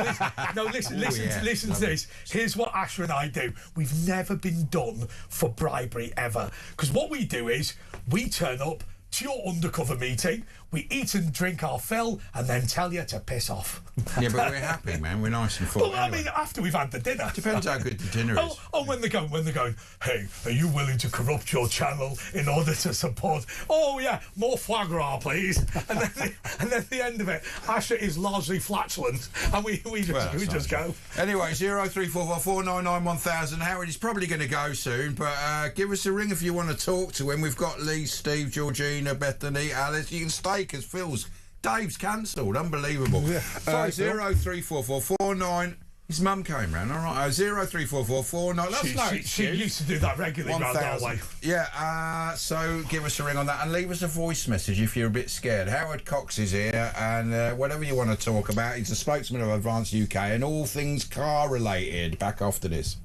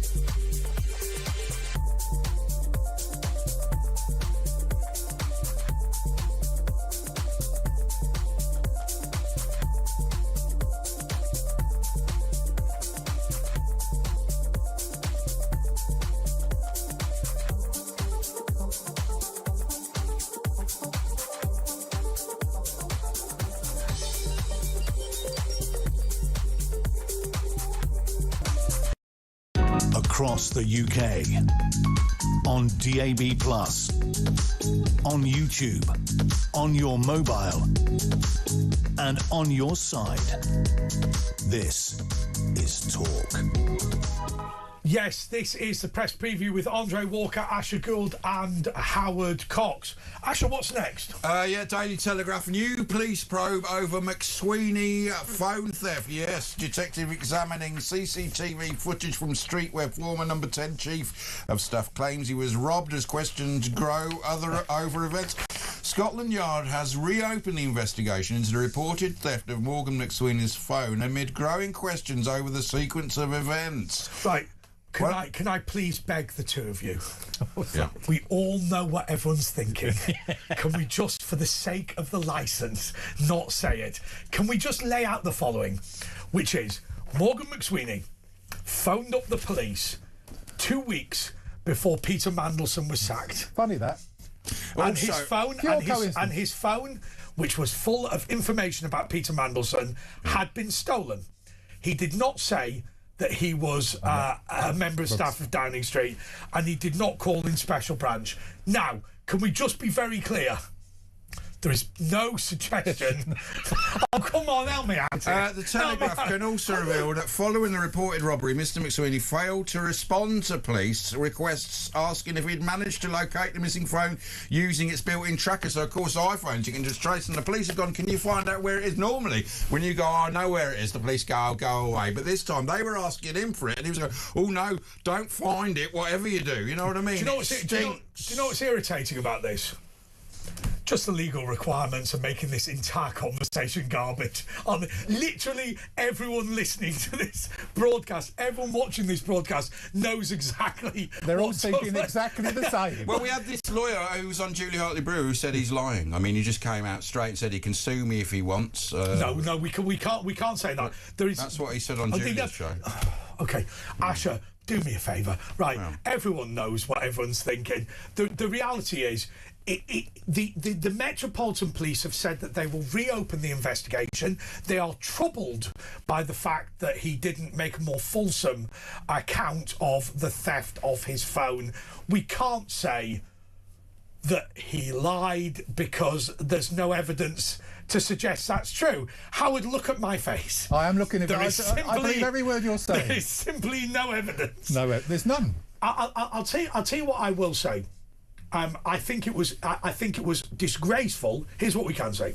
I think it was disgraceful to lose an important government communications asset like a number 10 mobile phone and not phone the police and say, hey, this is a highly encrypted mobile phone. But he did ring the police, though. But on his personal phone. He didn't mention... So he had two phones? He didn't mention that it was a mobile phone. Look, do you know what? Why don't we just move on? The problem is... He's hardly going to sue us, is he? You know what I mean? The problem is, Asher is right and I am wrong, right? The reality is, everybody listening to this and watching this knows exactly what happened, right? And let me tell you, I'll give you a piece of advice. Dredge the Thames. Yeah, exactly. Trump wants to pay to play NATO in revenge for a snub over Iran. Donald Trump is considering a shake-up of NATO designed to punish members who do not meet his funding demands. Well, that's pretty much everybody, isn't he? What do you think of that? What do you think of our response? And what do you think about now we're taking part in war games and we're having to borrow a German Navy's ship because we haven't got any? Well, my feeling is that it's a classic case. You know, we're promising to move it up to what, 3, 4, 5% over the next 5-6 years. It's a load of rubbish. We have, I mean, look at how long it took that ship, that £1 billion ship, to get down to the Mediterranean. Well, wasn't that the HMS Dragon? Yeah, but this is the one Britain has been forced to borrow a warship from Germany to fulfil its NATO obligations after Sir Keir Starmer sent HMS Dragon to Eastern Med. So that was our one ship. So we got to borrow it'll all be in German. So instructions. So I think there is a real problem with NATO, and I think it's this. Right. The Soviet Union and the United States of America are 4 miles apart before the breakup. Well, I mean, they're still Russia, and the United States of America are 4 miles apart. In fact, part of America used to be Russia. It's called Alaska. Right. So the issue is this. Most of the Soviet population do not live in that side of seeking missile defence. The reason that the Americans were defending Europe is because their biggest enemy was a nuclear power and it was 4 miles away. Look, I'm afraid if you're from Alabama, if you're from Minnesota, if you're from Chicago, if you're, why on earth would you pay for the defence of Europe for no reason and let's be clear, the Americans don't care who rules in Ukraine. They don't. We do. They don't. Right, that's fair enough. And we're not willing to support them. Well, look, you may not like Donald Trump. A lot of people don't like Donald Trump. But what he's saying is true. It's about time we paid our way. Yeah, absolutely. In all sorts of directions. And, he's thrown the tariffs thing in which, it's scary. But at the end of the day, we were actually charging them a lot more money for their goods going to them. We were tariffing them at high levels. If there was an invasion tomorrow, I've always said this, Belarus and Kaliningrad are, 20 miles apart and whatever. And you've got Latvia, Lithuania, Estonia. Okay. I think it's in that order. Okay, if Russia locked off the Baltic states and then somebody in Lithuania contacted NATO and said, I want the United States of America to invade Latvia, Lithuania and Estonia, do you know what percentage of the American population would be in favour of that? 17. Look, the reality is there's no credibility in demanding that invasion. They're not going to do it. What there is credibility in saying is, hey, we were supporting you in the Middle East, you support us in Europe. That's what's credible. But the interesting thing about this is Putin is rubbing his hands in glee at the moment on a number of issues. One is the whole Middle East thing is taking away the crisis. He's supporting Iran behind the scenes like China is. And his oil's going up massively. And that's the next thing I say. His money is pouring because he's broke. But remember, if you're sat in Washington, you're thinking, listen, all these Russian spin-off countries, they're all in the... I mean, I'm not being disparaging, but this is the way they think. Right, look, Latvia, Lithuania, Estonia, Belarus, oh, God, it's all just Russia, roller cola compared to Coca-Cola. Right, we don't care. We have contained communism, it's gone. We're worried about China. Now, OK, we're happy to arm Ukraine. Look, Zelensky's crook, so's Putin, but OK, we get that, we'll support. But hang on a second, there's literally no business case for having a go at Russia when it diverts our attention away from what is the key issue, which is defence of our energy supply in the Middle East and defence of our silicon supply, our chip supply in Taiwan, right? Why are we bothered about Belarus? We've never heard of it. Well, don't forget, this whole thing comes back to being self-sufficient on our own energy supply.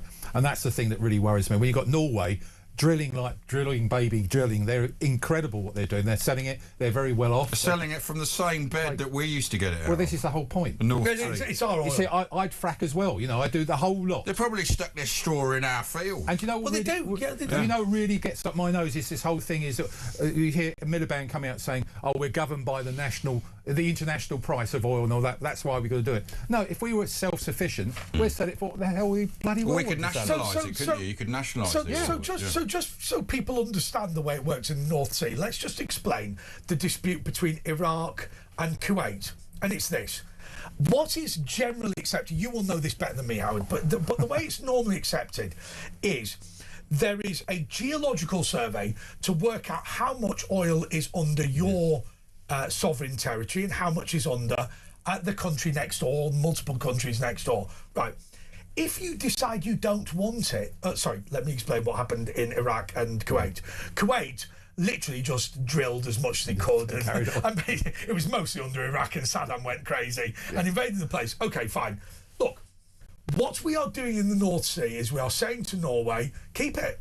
And Norway is drilling it and making a fortune. And sell it back to us as well. We are bankrupting this country, and it's not like it's not being drilled. It's being drilled anyway. If you make no claim to your oil field, it is perfectly acceptable for the next door territory to drill it for you. Absolutely right. I mean, it is criminal what this government is doing, but focusing on solar and wind energy, thinking these words called renewables. That sounds cuddly, doesn't it? Renewables. It doesn't sound horrible. Fossil fuel, that's horrible. Germany has the most and has the most expensive. Wherever it is, it goes like where you have the more renewables. They're all it's subsidised. And look what Miliband did. He poured concrete down the fracking tube, so future governments, if they wanted, they can't do it. Yeah. Which is disgraceful, isn't it? By the way, if you take a piece of wood and bury it under the ground for 5,000 years, it doesn't become a fossil. Right? It's not fossil fuel. I know. It's not. It's wrong. It is wrong. It is wrong. You find fossils in it. It's crazy. Actually, it's actually true, Andre. That's absolutely spot on. It's not fossils. We shouldn't be calling it fossil fuel. It should be no. It isn't fossil fuel. It's carbon, isn't it?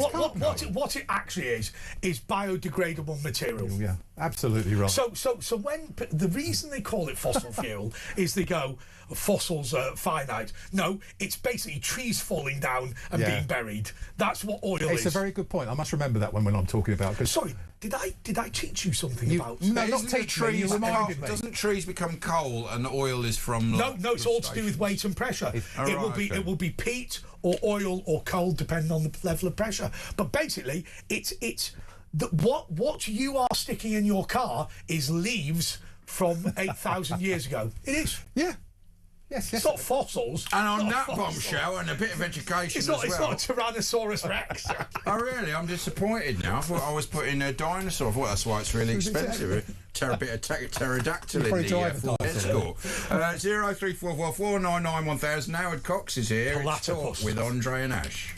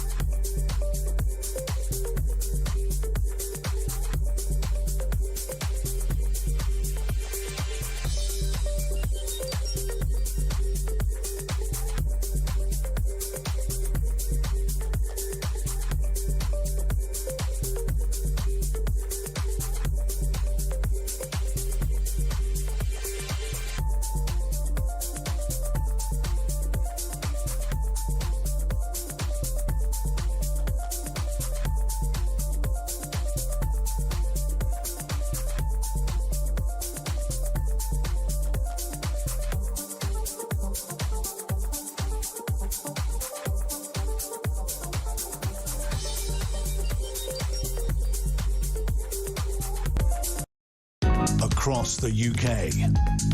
On DAB+, on YouTube, on your mobile, and on your side. This is Talk. This is The Late Show with Andre Walker, Asher Gould and Howard Cox. Howard, over the break we were saying, what do you want to talk about? Talk about anything. Let's talk about if you've had problems, you know, what with, I mean, a guy of your age, the blue pills, you can talk about anything. The blue pills? It doesn't need that, yeah. Where's this going? Jenny, don't listen to them. He's like Mr. Whippy. Okay, no. On the serious note, we've not seen you in a while. Look, we're really worried about the direction of the country. What do you think needs to happen? Well, for a start, we've got to get rid of this Labour government completely, obviously, but it shouldn't be replaced by the Tories. So I think that's unlikely. Well, that's true, but certainly it shouldn't be replaced by the Greens either. And and how worried are you about the Greens? I'm worried about the left because they're very slick. They're very clever. The way they, you know, the tit whisperer is amazing. I mean, I was reading Howard about all of the things that were said about the Ayatollah, you know, in the run up to the Shah of Iran being deposed in what was 77, 79, whatever it was. I remember it. You know, and they said, "Isn't this marvellous?" You know, the anti-colonialists, the political left, the Green, you know, and the Islamists have all got together. I will tell you one thing that I'm going to say, and if people are offended by this, I'm sorry. If you are Jewish, if you are, you know, a gay person, if you are a conservative, hey, listen, you're going to join Zach Polanski in the gas chamber, but they're going to thank him. Whereas they'll toss you in, they'll toss him in as well and say, hey, thanks for being a useful idiot. I couldn't say it more profoundly. I mean, I think it's important to understand, though, that the left is a big worry at the moment in time. They seem to be getting their act together. You know, Corbyn is now, you know, really tying himself totally to the Greens as well. You'll find your party, whatever he's called, that sort of thing. What really worries me at the moment, though, I'm sorry to say it, is this is the thing which I think most people actually resonate, that I'm worried about the rise of Islam in this country and the invasion. I mean, we heard Jim Radcliffe saying we're being colonised and that sort of thing. He's dead right. And it's a big worry for you. Saw that story earlier, didn't you? What was that story that you were looking at? What, this one here about the Church of England? Yeah. Well, there's a row ruts after a Church of England school taught children Islamic prayer in religious education lesson. And the teacher made them actually get down on take their shoes and socks off and pray. I don't know if they were facing Mecca or whatever it is they do, but I think this. Hey, I went to Catholic all boys private school. We got used to that. They got you on that was a different reason. No. Look. On a serious note, one of the things that's pretty serious to me. One thing that frustrates me is this. You know, I think sensible Muslim people are not interested in any of this. They have their own views. I think that we need to oppose uncontrolled immigration, but also, you know, I'll tell you what it is. It's all of these bloody liberal lefty, you know, white apologists, Winterval, you know, in Birmingham. I'll tell you one thing that does worry me. That's white middle class people projecting it onto other races. One thing that always worries me is this. I am yet to see any evidence from any police force, from any social services department, from any children's services department, that a mosque said, hey, let our members rape your children. Exactly. I do not believe there is any evidence that took place. I think it's time we stopped energising the bad boys and started being nice to good guys, but we're not interested. And if a police... Listen, I will make an appeal right now. If a chief constable of any police force can actually stand up the allegation that an imam or a senior leader of a mosque actually demanded the police should allow the rape of children, then they can phone me up. And by the way, do you know what I'll do? I'll ensure that police officer is arrested for being a conspirator to a crime. It's not true. It's not true. We are being invaded by people from the third world, but the reality is decent Muslims are being ignored in this country. You're absolutely right, and it's interesting. Tomorrow there's a big protest in London. Yes, another one in London the weekend, and this is. I mean, I'd put an end to it. Yeah, it's been arranged by Together. What are they called? They're not the Declaration, which is Alan Miller, which is the good ones as far as I'm concerned, but the Together something, and I think it's been backed by the Is she the mistress of the house? Basically, what's her name? I'm one of the Hamas former commanders. Is sponsoring, you know. But to be fair, it is a protest against the far right. That's what it's being billed at against. But that's not fake. It's not really. They won't allow Jews on it. No, you know exactly. I mean? But to be fair, and this is one thing that I've tried to do. So can I tell you, on this show, we have banned trans rights activists. I'll tell you why. Because the vast majority of them speak for nobody. You know, if you go, how many people are in your group? Oh, I'm on my own, right? We had one lady who made a formal complaint because she claimed we'd made her sound more like a man. Now, I want you to think about that. She went, when I came on this show, I sounded like a man. Now, listen, for legal reasons, I have to tell you she was a woman, right? Yeah. But the fact, she blamed me, right? They represent nobody. The Supreme Court recognised her as a woman. I will tell you. Biological? Right, let's not. Right, the problem is we have a licence. Right, yeah, okay. I will tell you that when she sounded like a man, I wasn't surprised. Yes, okay. Right, let's just say that. But next point, on a very serious note, time and time again, we give succour to Islamists and Muslims who represent nobody at all. We don't do enough for the ordinary, sensible, reasonable people. You know when there was that big flood and that earthquake in Pakistan, do you know the United Kingdom was one of the biggest providers of aid? We've always been good at this. I mean, it's just, we don't, and we get messages all the time from Muslims going, why the hell are you talking to that one? She's a nutter. Well, it's not Muslim. I'm not anti-Muslim, even though this Islamophobia thing is an anti-Muslim, whatever it is. I'm anti-Islam. That's what I'm anti, because Islam is just a cult. Well, no. I mean, you mean the Islamists thing? No, look, he slightly misspoke. You understood what he meant. My argument is very simply this. Look, I personally believe if you are a believer in God, you're probably pretty similar. I don't believe that when you get to the pearly gates, they go, well, you like Muhammad more than you like Jehovah. I don't believe that's going to happen. I'm agnostic. I have to tell you that. What I do believe is that there is factionalism in this country. There are people who are factional. Look, no true believer in God is going to, systematically rape children in a weaponized fashion. They're just bad people, and it's not about Islam or Judaism or anything like that. And we have to start. I don't know. It annoys me because even this show, even me and Asha, we don't give enough airtime to the decent, moderate, reasonable Muslims who go out and pay the taxes and work every day. We're always welcome to call in. We do put. But do you give coverage for Sikhs, Hindus? No, we don't. So why do we always single out Muslims? I'll tell you why. So. Let me give you an example. When Salman Abedi attacked the Ariana Grande concert in Manchester, I begged my friends to go to the mosque and make a speech. Now, let me tell you what actually happened. When the attack happened at the 9X MEN, whatever it's called, every single Muslim taxi driver had been called up in order to drive children home.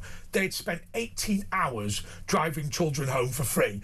There were guys from Manchester who'd driven to Aberdeen in order to drop people off. Every Muslim who owned a takeaway was instructed to open it and give food and drink for free to the emergency services. Yeah. All Muslims who were doctors, nurses, surgeons were all called up for action. And I said to my friend, please, do not let them do what they want to do outside the mosque. And I'm going to be disrespectful. Taliban Tony with a massive beard. This is very embarrassing for Islam. And you go, he should have stood up and gone, last night, our city came under attack and this community has responded in the following way. 5,000 taxi drivers have taken every young person home. We've completed that task within the past half hour. It has taken us 18 hours to do it. We have also opened up every takeaway. There will be no member of the emergency services who will go without food or drink until this crisis is over. Also, we have sent every single doctor and nurse into... And here was the other thing that the mosque in Manchester did.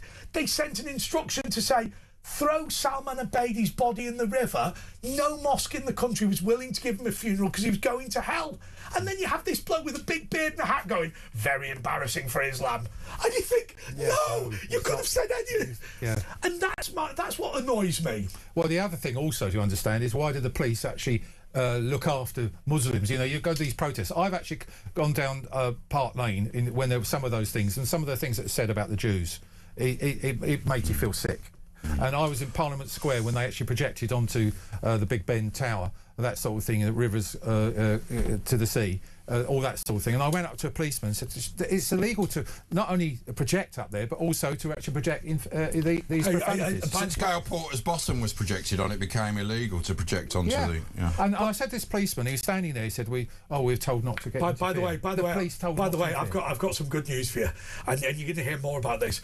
I've given a notice before action to judicially review all of these decisions to not prosecute these bad boys.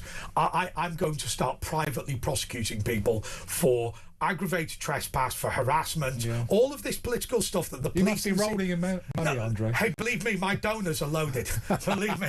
I need to talk to you. No, actually... Do they like driving cars?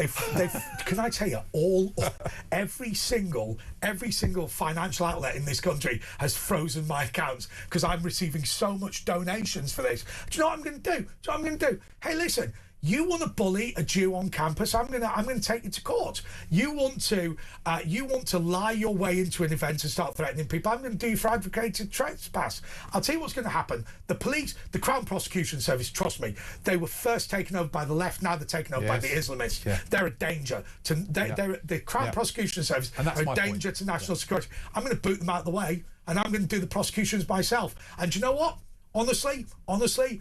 £7,000 a week comes in to my fund in order to do it. Wow. Anyway, Howard, which is why they froze the account. You're going home now, aren't you? Because he's tired. He wasn't expecting to be in this long. But just one story before you go. Supermarket petrol pumps run dry as drivers rush to fill up. Asda chief warns of temporary shortages as nervous drivers rush to beat prices, which is what you were saying. How do you see this panning out? Because a lot of countries are saying we've only got this many days fuel left. Are we going to see the rationing again? We're going to see a lot of things like that. We're going to see queues and rationing. But the important thing about that is supermarkets. And I'm to blame for that, because I've told everyone to go to supermarkets because they're much cheaper. They're 5 normally 6%. 10, 15. Yeah, but you told everyone to vote Advance UK and nobody did it. Yeah. I don't know. I say the opposite. That's how it works. Howard. I'm just concerned about the reach here. So, Howard, I just want to say, you are a superstar of our movement. Thank you so much for coming in. We want you back very often. Anyway, it's all about your calls next. 03444991000. Calls. Or if you're a bit scared, WhatsApp audio message on us. Grace, Kevin, Alice, Steve, Lee, all of you. We'll be back after this.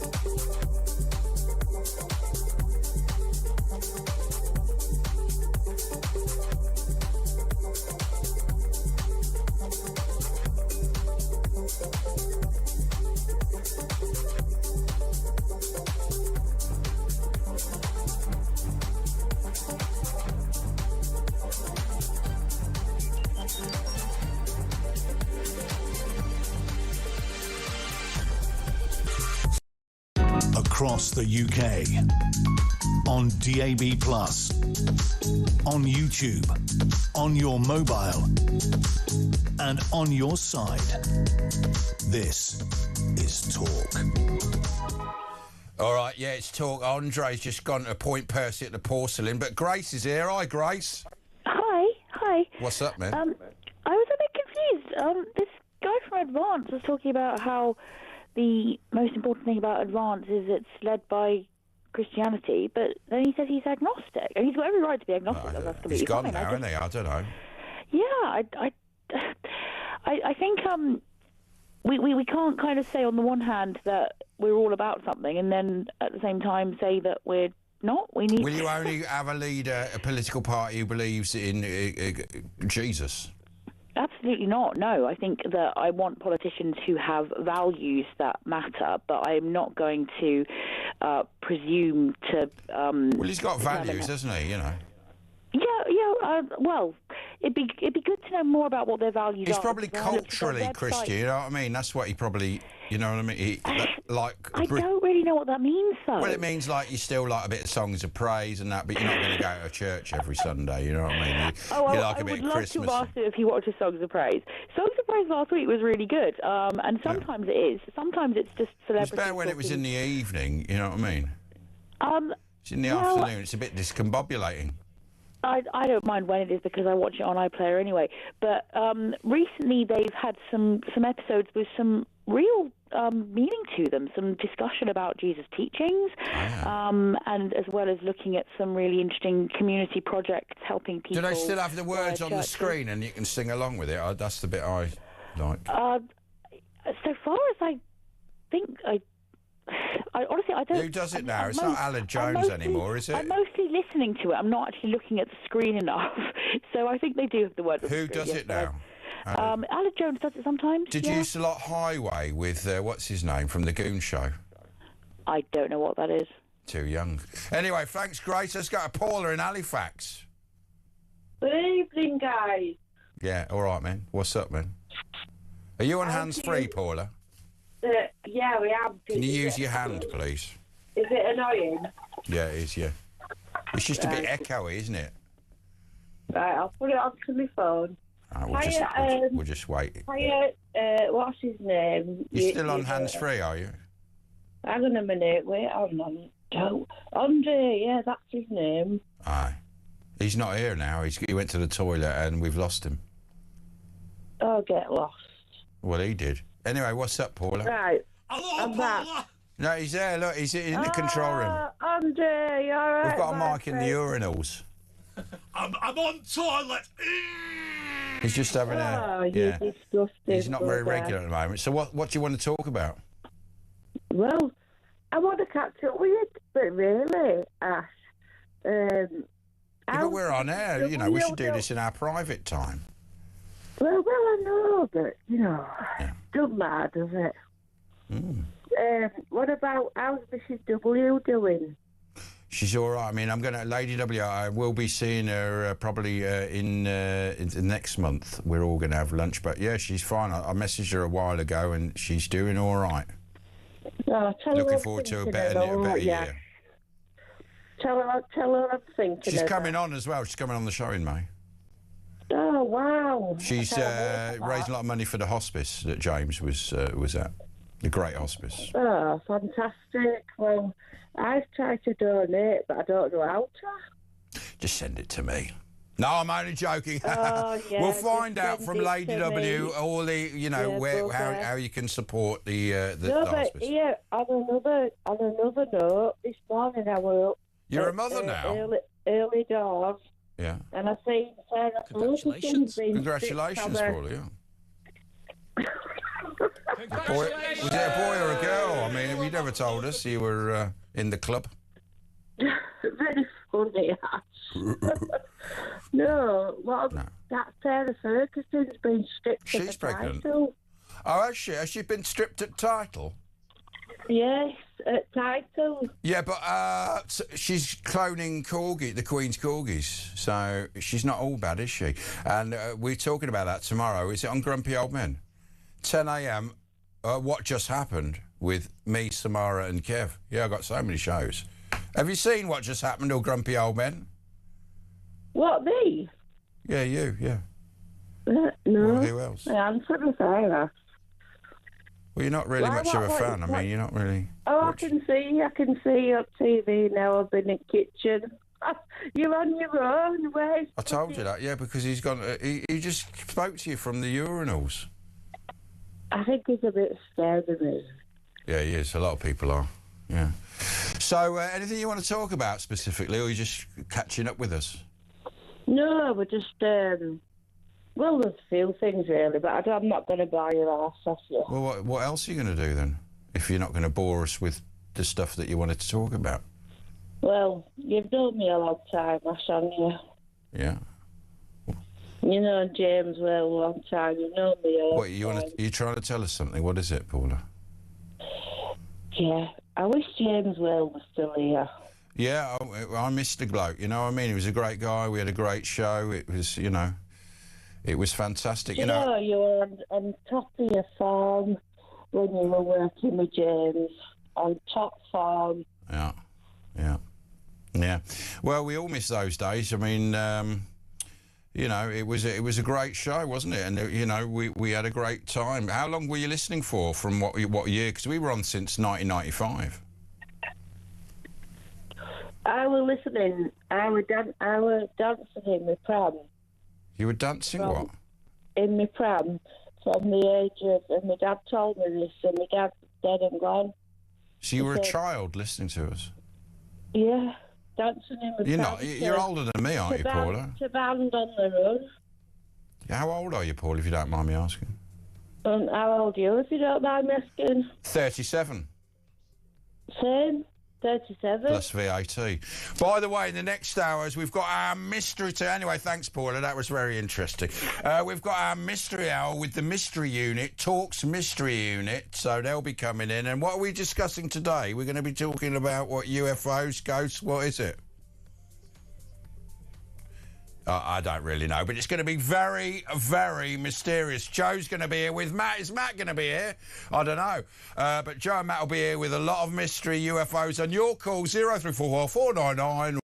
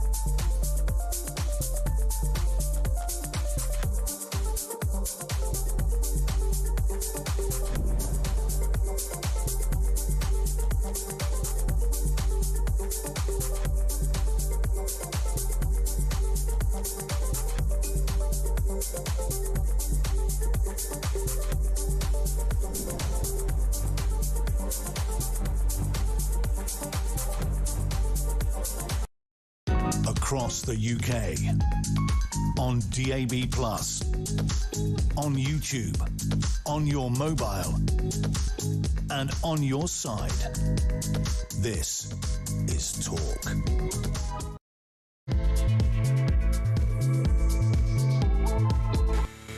And to if you shave it, it'll still be... Oh, sorry. OK, this is The Late Show with Andre Walker, Asher Gould, and we are now going to do our amazing UFO Real X-Files. Now, we have got one really excellent contributor, haven't we? Yes. Introduce yourself. I'm Joe Stock. I'm a UFO bro.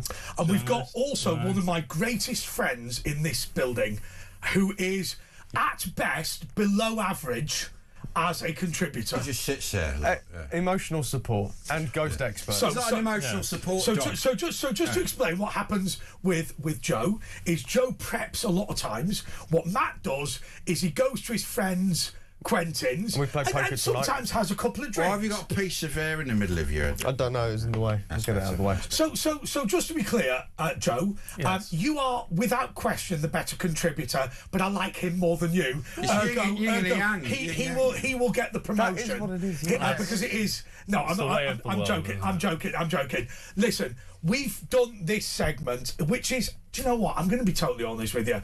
Partly in a memorial to Howard Hughes, because he was just we would never try to do the unexplained without him, but we wanted to do something for all of those viewers, and you guys, I mean more you than him, have done a lot of research into the paranormal, into ghosts, into UFOs. Well, about a lot of research.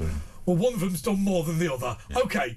Which one? I mean, why am I even asking this? Which one of you have worked this week to try and come up with the We story? conducted a very serious ghost interview this week. Well, hold on. Let's start with Matt then. Let's start with you. What can you tell us? Well, a fan reached out to us about a ghostly experience that they had, and we followed up. And when you say Is we, that it?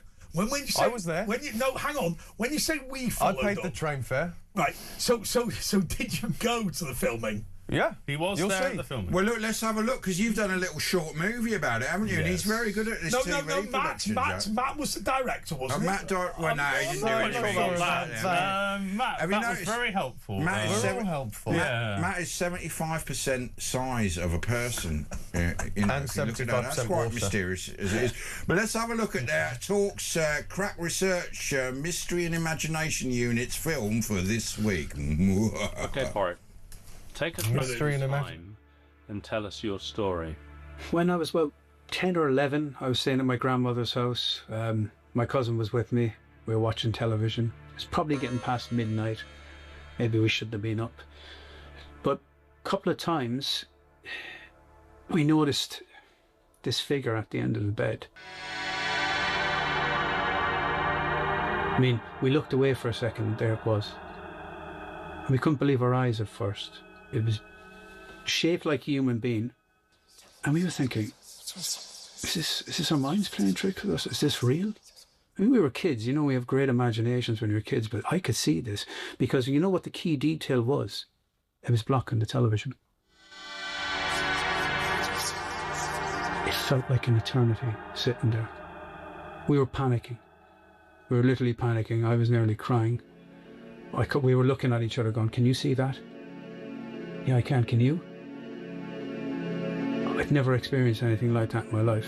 Just this shadowy figure who was just pitch black when we first saw it. But then when we looked closer, as I said, it had a kind of a brown kind of Burberry jacket on it, kind of greyish brown colour, and a hat. And in the end, you could see the detail of the hair. It was grey. Now, what had happened in the house previously before was obviously it was my grandmother's house. My grandfather died maybe 2.5 years beforehand.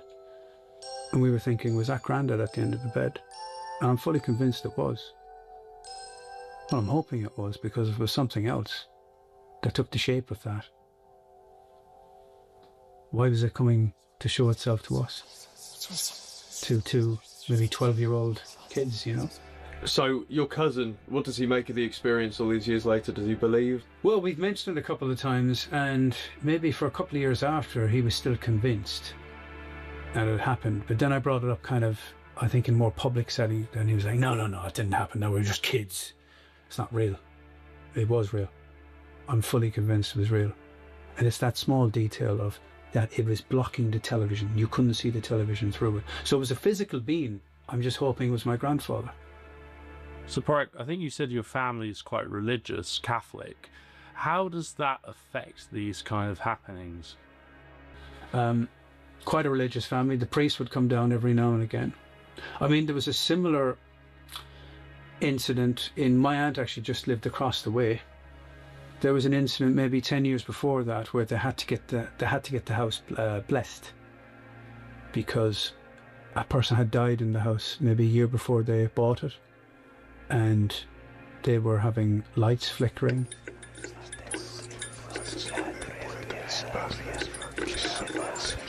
Doors banging, all sorts of noises, scratches. They couldn't live there, so they had to get the priest in to bless the house. Once the blessing took place and once he said, "Be gone, spirit," because that's what actually they do, they bless it with holy water, and they say, "Evil spirit, leave this sacred place, it's now been blessed." And it did. They never had any other paranormal experiences. I stayed in that house for many years. I wasn't told that story until I was a lot older, because I wouldn't have stayed in the house if that was the case.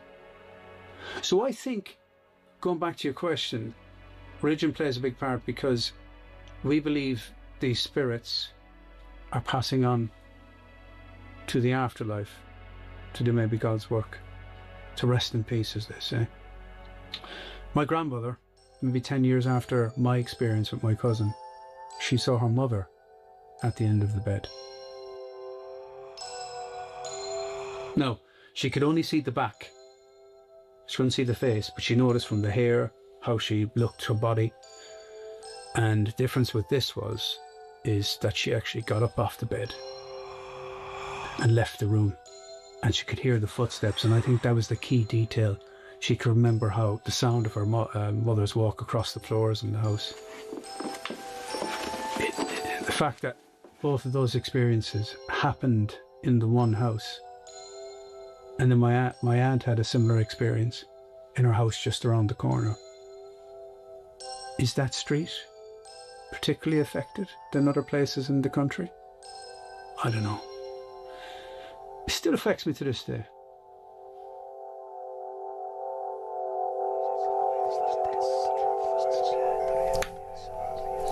Okay. I mean, look. So Joe and Matt, you go out and you meet these people. I mean, look. There's no doubt whether you agree with him, disagree with him, whether you believe him or not. That is a heartfelt view. What sense do you get from somebody like that when you meet them?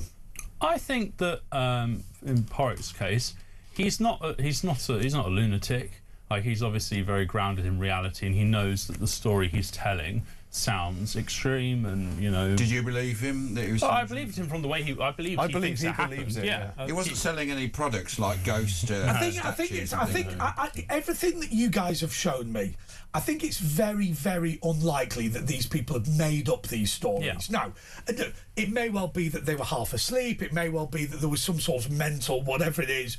But I mean, he's not gonna come on national TV and radio and just outrageously lie, is it? No. And so how when people come to you, how do you work out those people who are, you know, have something that's valid and people who are just nuts? Well, that's actually a good point, because it's a kind of a selfish way of doing it. But I think I probably speak for you as well, there, Matt. We've built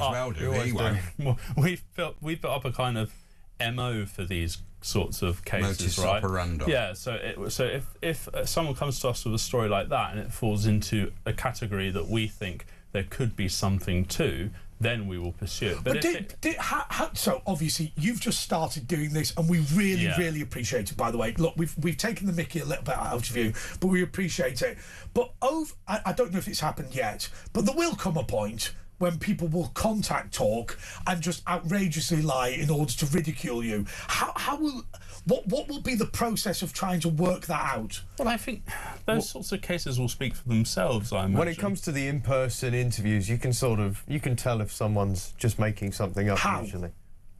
I mean, this guy said his grandpa. He thinks it might have been his grandpa standing in front of the telly. Did you ask him what program he was watching? Because it's little details like that. You know, if they have to think about it. Well, you wouldn't have to think about it. It's things like that. And did he come more than once, or was he just there? It was just the one time. Just the one time this occurred to him, but then there was a subsequent encounter with his grandmother seeing her mother at the end of the bed. Obviously, I don't really want to. I want them just to tell the story, so you know, to create the atmosphere and let people make up their own minds listening to. Yeah, but some. I'm sorry to kind of drill you on this, and I know it's a kind of quite a difficult question to answer because, look, that is a bloke. Like him or dislike him, he believes that he has seen one of his dead relatives at the end of his bed. Now, he might be talking absolute garbage, but he believes it. You can see from the video, right? He's not. But somebody's going to phone up and sort of go, "I saw White Arrow. Yeah, it was the precursor to DHL, right? You know what I mean?" Well, in that case, we would we'd look at that case as it comes to us. We would say, okay, is this someone who's intentionally trying to mess with us? In that case, well, we won't bother. Is this someone that relieves what they think they've seen, but they clearly couldn't have seen it? By the way, the phones are going, and obviously we haven't got any. I think we should try and put some calls through to ask these guys. Have you got a headpiece? I've got one. Okay. Well, Matt doesn't need to hear it, does he? No, don't. I'll tell you what we'll do. Why don't we take a quick break while they put their headphones Put your ears in, and then if you want to phone up and ask about this, because look, Porrick, or as I prefer to call it, Patrick, is somebody who sounds very genuine. Fake name. Sounds very genuine, and I think he sounds like a nice guy, but there are other people who will be dishonest. So call in to the Mystery and Imagination Hour. We've only got these exclusive experts on, well, as long as we tell them, really. 0344 499 1000. Back after this.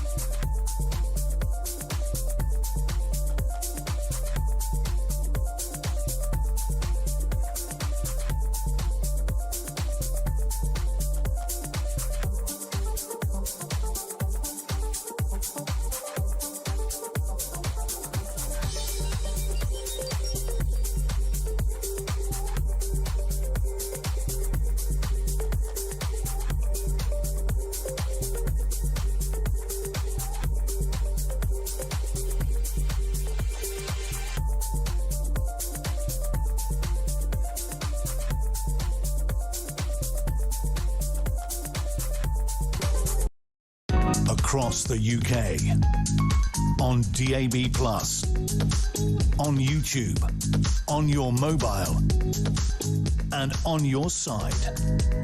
This is Talk. Okay, should we talk about what we're talking about? No, let's not talk about what we were talking about during the break. This is Andre Walker, Asher Gould, and we've got Joe and we've got Matt here, and they're talking about UFOs. I'll tell you what we're going to do. Ghosts. UFOs, ghosts, Well, and all that. We have an update on the UFO thing, a quick thing that broke just before we came on. J.D. Vance said on a podcast that he thinks he takes aliens very seriously, the whole phenomenon of UFOs, but he thinks that they are not extraterrestrials. He thinks they are demons. We've been saying this for months. But this is a man who likes fishing with Calamity Lammy. So just to be clear, one of the big discussions we've had is about all of these UFO sightings, and are they demons? Are they, does it prove what's in the Bible? I'll tell you what these guys do.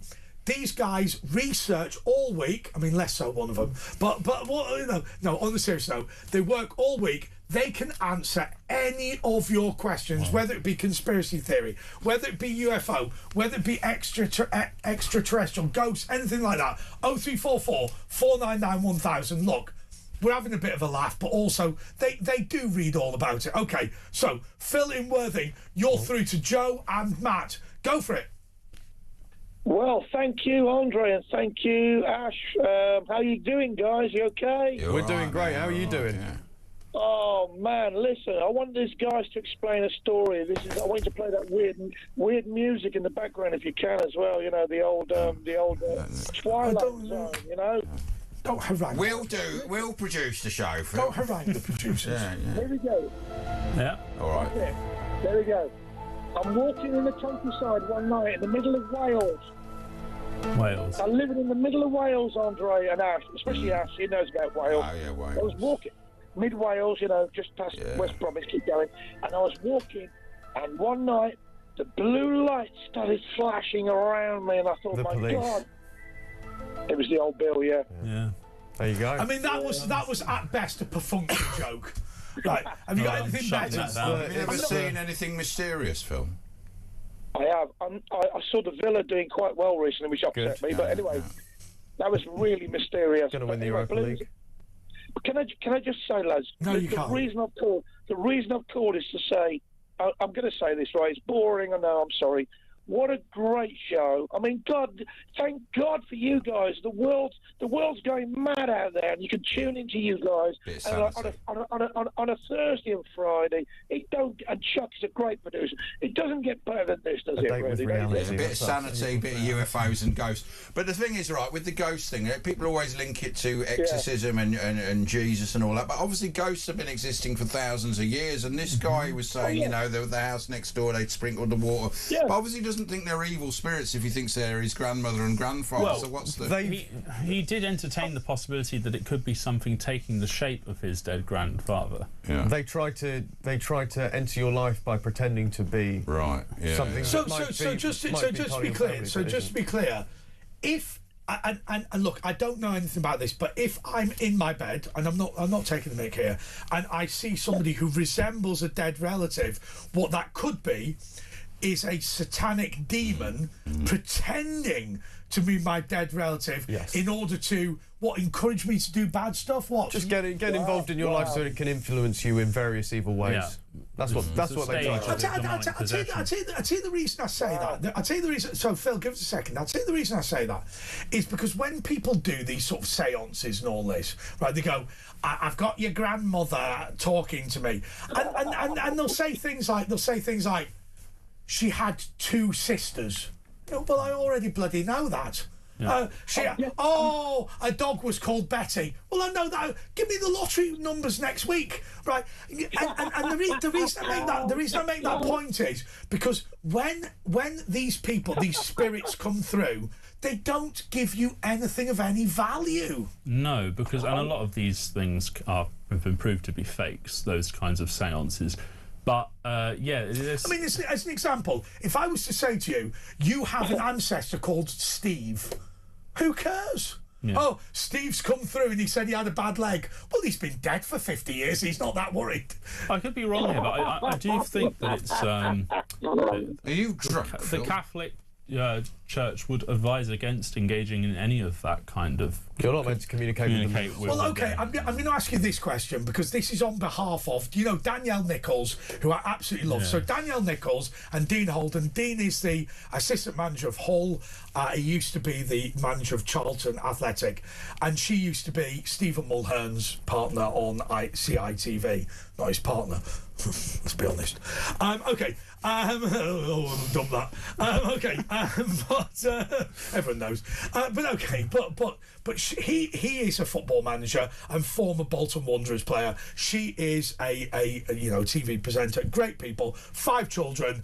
The youngest, one of them, I don't know if it's the youngest, died from meningitis on holiday. Horrendous situation. Now, no, it's not the youngest. There is a daughter who was born after that child died, who used to say, "Mum, that girl keeps me up all night when she plays, and she was in the dead child's room, but she had never met the dead child. Now, Danielle claims to have seen the dead child, and coming into a room or whatever. That gives her some sense of comfort. I don't know whether that's right or wrong, but it does give her a sense of comfort. But if it's not Danielle who's been saying it, it's the kids who have been saying that they've been... No, what she said is, do you remember when you were a little kid? Yes. And you used to go into your mum and dad's room and you go, Mum, and you get into... And they pull the cover back and you jump in and whatever. She said on one occasion... Well, I've met your mum, I'd do it myself. I'm joking. But... What, you wouldn't? But, no, she's a trout. So what... Danielle did was one day she said, I saw one of the kids coming in, and she said, I just pulled the blanket back and then suddenly realised that there was no child there. So she's kind of seen it ish, and I think to myself, well maybe it is just garbage, maybe it is hocus pocus, but it makes her feel better because she feels like her daughter is still alive in heaven or wherever. Yeah, I think it's good that she finds comfort in that. But you're not convinced, are you? That I think if we're entertaining a supernatural situation here, there is something going on, because of course it's totally legit that it could, be tricks of the mind when you're suffering grief and just day to day. But if you know what I'm saying, don't you? I know what you're saying. If you experience something like this, it puts you in that mindset to see that sort of thing. Opens your mind. What I'm saying is you can interpret it in two different ways. Porrick in the video says that he loved his granddad and had a great relationship, but the idea of him as a spirit sort of lingering around was deeply unsettling. Well, I always find this a bit weird. Especially blocking the television. I often talk about my mother dying during COVID, and there was an enormous gap between her death and her funeral. And in the end, because you couldn't go to the Chapel of Rest, we brought her to the house. Now, look, obviously there was a coffin and whatever, and my dad's got an enormous house, sorry, my dad lives in the top Sudan. I'm working class wheat, but the coffin was able to be laid in almost in state for ages, and I never got I never got freaked out because it was just my mum's body. I mean, it wasn't. I wasn't weirded out. It's like when I go and visit my dad. He lives on the church estate, and I always say that mum's buried at the bottom of the garden, by which I mean she is buried in the graveyard just at the end. And I often pop over there. And when I wander around the graveyard, I'm not freaked out by it. There's no weird ghouls or spirits or anything. No, I guess that's a more positive way to look at it. But I mean, they're only dead. They're not. No, I know. They're not dead offenders. But I suppose what we're talking about is if they're not completely dead, and if a consciousness if something has been left linger behind on after death. So can I ask you a very Catholic question? Okay. So, I don't know if it's a fair question, but so the reason that my mum is in the grave that she's in is not because we believe, my mum's body, it's not because we believe that my mother is there. We believe she's gone to heaven, which is our Christian view. But we believe that flesh was created by God and therefore is sacred. And therefore we've put her, if you like, her corpse into the grave and put a memorial stone there just because her memorial stone is probably best placed where the corpse is. But there is no belief that she's in the grave. Yes. Do you see my point? Yes. Yeah. But is that a problem? That's not really ghost related strictly, is it? Because the whole point is when you die, you're separated from your body, and then maybe you linger on because you get stuck on the table. So why would somebody be stuck in a house or something? Well, that's the question, I suppose, that we don't know the answer to. But as we've looked at theories before about like stone tape theory, could it be a sort of particularly traumatic? I'll tell you what I'd love to do. We've got Yasmin on, right? Why don't you put your earphones in? Because I'll tell you what I'm going to do. I'm going to... Oh, Phil, I will say goodbye to Phil. Good night. Good night. Night, Phil. But I'll tell you what I'd love to do with Yasmin, because I've spoken to her loads of times. Ash has spoken to her loads of times. Joe and Matt, you speak to Yasmin because she'll have loads of ideas on this. Have you seen someone sent a picture of Yasmin on the messages from the Yasmin movie? From the crisp advert? Yeah. Oh. Hello, Yasmin. When she's stripping. Hiya, darling. Hello. Hi, love. There's lots of things I can say about what you're talking about when you said about stone tape theory. Yes. the one thing is that if it's granite or it has quartz in, or it's flint houses that record it, and like you said, they do a certain action, walk through a room, and yet they don't notice anything else. So you think certain houses are more likely to be haunted depending on what they're built out of? Well, yeah, not a new Barrett home, won't be, will Where it? I live, I was in a house that was built in the 1700s. I was sat in the kitchen with a woman, which was it was a two-bedroomed house, cottage, and we were in the kitchen having a coffee. We had a lit candle between us. We were chatting about things and everything, and the next minute the back door was open. It was wide open, and it was a heavy back door.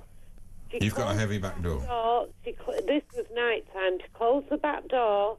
She put the bolt on the top and the bottom, and we sat down. The next minute, the door was wide open, and we didn't hear anything. Do you leave your back door wide open?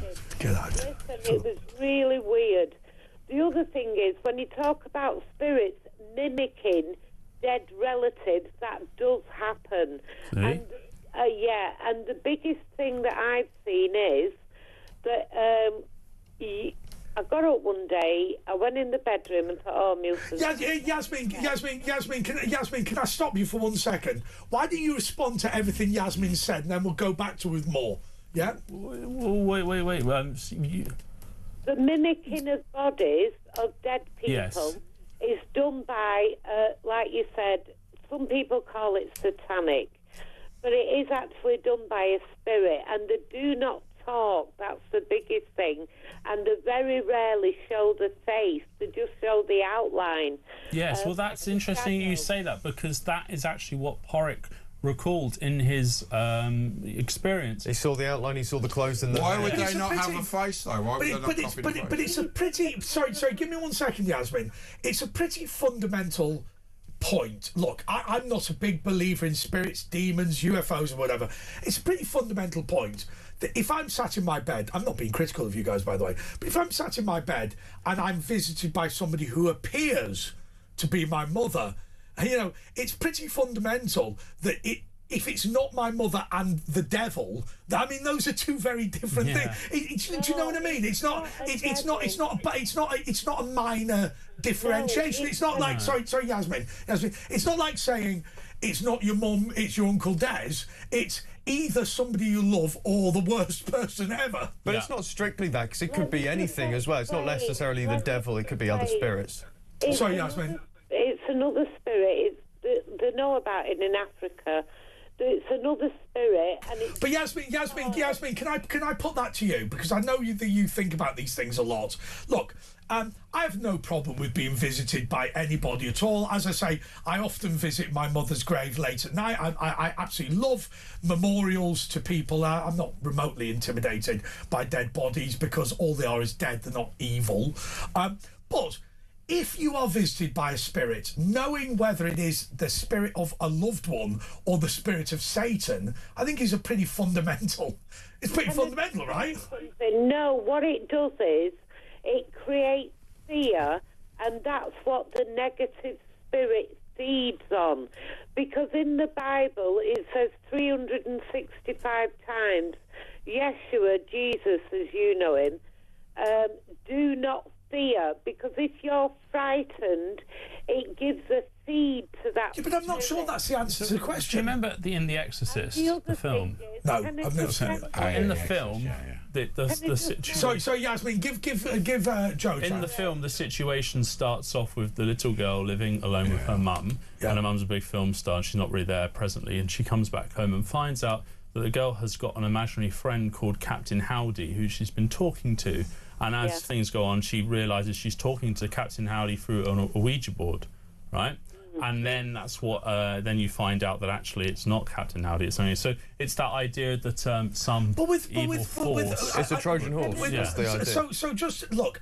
I'm not an expert like you guys, but with respect, at primary school, me and my best friend used to play aeroplanes at playtime, and I could I could describe to you, you know, the aircraft carriers that we landed on with our F-16 planes, right? Because not because I believed I was actually a plane landing, but you know, I had an imagination. I was a child, right? You know, surely there's an element of that. But Andre, with that, you could have had a past life as a pilot in the not as a Second plane, World War. And certainly not as an F-16. Well, hold on, Yasmin. Let's stir the pot F- up a bit and let's bring Ken on. Ken. No, go to the break. Go to the break. No, let's go before the break because. Can I just say something? Yeah, go on. Also, people have the pets visiting them. There's a lot of ghosts that are pets. Oh, the ghost of your dog. Come on. I don't believe that. I've had it in my house. I don't believe that. Ken. I was in a bedroom upstairs and I literally heard the dog that had just passed jump off the bed and I could hear... Apparently Downing Street's haunted by dogs. On the floor. As she was walking. And I've seen her. Ken. And I've seen the dead cat. Ken, save us, Ken. Only Jesus can save you. Well said. Ken, before we go any further, Have you got your magic water with you? I want to ask Ken this question. Because I think it's pretty fundamental. I don't believe in UFOs, demons, ghosts, any of this sort of thing. But if somebody visits you late at night, I repeat the comments I've made multiple times. If it's not your dead relative and it's Satan, that's a pretty fundamental difference, isn't it, Ken? Do we have any idea which it is?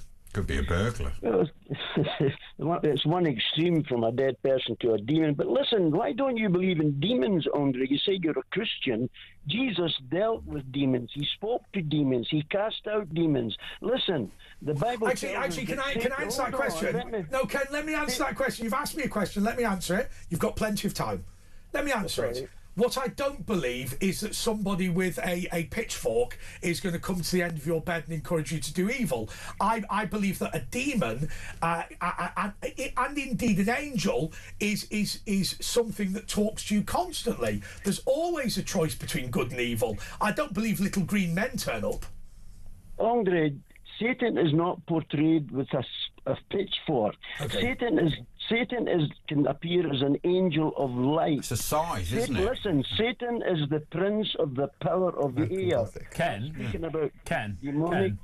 Listen, you know the story that Porrick told where he, saw what he believed was a dead relative standing at the end of his bed as in a ghost form. Would you trust that vision to be your dead relative, or would you think this was some kind of satanic influence? What a great question. Satanic influence. Okay, why? Satanic influence, because the dead spirits cannot contact us here, and it's sinful to try and contact dead spirits. It's called necromancy. It is an idolatrous worship, and God condemns. So Ken, let me ask you this next question. There's no way. What about these people? And I feel very sorry for them, by the way, Ken, who may have lost a child and all this sort of thing. And then you have these people who go, oh, your 8-year-old daughter who died 10 years ago is talking to me. Those people, I mean, are they just being exploited? I think they've been exploited by demons to take their thoughts away from God. Yeah, to be fair, I agree with that. We are involved on this earth in spiritual warfare. And Jeremiah 8, Jeremiah the prophet warns us that anybody who loves, serves, follows, or consults with the host of heaven will be judged by God. Witchcraft is a sinful thing. You have a lady here, and I respect her. She's a witch. She supports the devil's work. I'm here as a Christian. I support. Hold on a minute. Witches don't believe in the devil. Oh, but you're directed by the devil, my dear friend. No, I am not. How dare you say that? How do you know I'm not directed by the Holy Spirit? Do you believe Jesus Christ is the Son of the living God? Yeah. Do you believe he died for your sins on the cross? Yeah. Do you believe he rose from the dead? Yeah. Do you believe he commanded us to love God first? Yeah. What's God's name? What's God's name? God? Yeah. Is Jesus Christ not God? Jesus Christ is the name of God if he is God. It's 3 in 1, isn't it? Pardon? The Father, the Son, the Holy Spirit. But what upsets me is you take away Mother Mary. It should be Father, Son, Holy Spirit, and Mother Mary, Mother Miriam. Sorry, my dear friend. Mother Mary is only a human being. She needed a savior. The Catholic Church worship and idolatrize your Mary. Saviour. That's what you're saying. Jesus She's is the only Queen way to of the the Father. Angels. What are you on about? Well, let Mother me just say. Mary is the central figure in any Christianity because she Nonsense, bore nonsense, Saviour. nonsense. Mary is an idol. Why she's do you always worship. just do the male energy? Why do you always forget about the female energy? Why do you call witches evil when all they serve is Mother Earth? God says witchcraft is evil in the Bible, my dear friend. I love you. I'm not against you I've never personally. heard God say witchcraft's evil. Even Solomon consulted a prophetess, a witch. Even Solomon consulted her. Why do you always negate the feminine energy? Never mind the feminine stuff. Listen, Never mind the male stuff. Listen, my dear friend. Don't mean to say you're the big I am. Jesus said in the Bible that God is to be worshipped alone, and He is the only way to reach God. Jesus said, I am the way, the truth, and the life. No man cometh unto the Father but by me. If you try to go through Mary or the saints, that's idolatry. It's sinful. God is against it. God is against it, dear friend.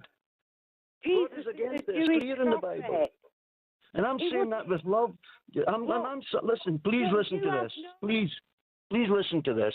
I'm saying this with love and concern for you. I'm not judging you. I'm giving you a warning in love. Be careful. You are following demonic practices. God loves you. He loves you, my friend. Turn to Jesus. He'll help you. Turn to Jesus tonight. You're too judgmental, and it says in the Bible, do not judge. Amen. The Bible says, rebuke those who teach false doctrine. The Bible says to warn those against false doctrine. Listen, this is a serious matter here. Worship of UFOs is demonic. They are most certainly spiritual beings. They are demons in disguise, and the whole purpose of the UFO phenomenon is to take us away from faith in Jesus Christ, the Son of the living God, who died for our sins and rose from the dead, and is coming back in judgment. That is the purpose of demonic. And how do you know that God isn't a woman? How do you know God isn't a woman? The Kabbalah is Sophia. Did you know that about the Kabbalah? Jesus referred to his father, God, not his mother. I'm God. telling you now, a woman is a creator. She gives birth. We're living on an earth that we call Mother Earth. And when it rains, that's the Father Sky God. Do you understand? That's worship. And you know when they say the Son of God, in Egypt, the sun cult, Atum Ra, the sun cult, was the sun cult on earth. And everybody is following that religion of the Son of God. That's Satanism, paganism, Satanism, and paganism. No, it's not anything dear to friend, do with Satan. listen, we're told to worship the You're too Creator. judgmental and you're too harsh. We are told in the Bible to worship the Creator, not the creation. God transcends the creation. He is the creator. And when you worship the Mother Earth, you are worshiping the creation instead of worshiping the Creator, who is the God of the Bible. The God of the Quran is not the same God. The only true God is the God of the Bible, revealed in the Father, the Son, and the Holy Spirit, and they are one. And Jesus is coming in judgment soon. This UFO phenomenon is from the devil. It is dangerous. It is evil. It is satanic. The same as witchcraft. It's been going for 2,000 years, darling. Paganism's been going since the earth began. I'm telling you now, we live on a planet floating in the sky, and this is our planet. And we've got to look after Mother Earth because she's the one that sustains us. Amen. You have a nice night, my dear friend. I love you. I'm not against you. Jesus died for you. Listen, Yeah, mate, yeah. Okay, let's leave him there. I think that was 1-1. Thanks, Yasmin Summer. Pete the Mole says, do you think Yasmin is the reincarnation of the ghost of Thora Heard? I'll tell you one. I'll tell you one thing about Yasmin. So I've got a great deal of respect for Ken, but he's very linear in his biblical beliefs, and I think he would accept that. He believes literally everything the Bible says. Yasmin, she's a more eclectic mix. Most people who know something about theology know that she's not talking complete garbage. Yasmin, how are you? Let's put her up. She's back. I think you're amazing. Yasmin, how do you respond to this? Because I'll be honest with you, I wasn't listening to everything you said. I did go to the toilet halfway through. Do you ever listen to anything I say? No, not normally. But Exodus 22:18 said, "You shall not permit a witch to live." Let me explain that Exodus. I'll tell you what. Why don't we go to a break? Yeah, all right. We'll listen. Take a little Don't breather. worry. Have a cup of tea. We'll be back in 2 minutes with her definition. Thanks, Yasmin.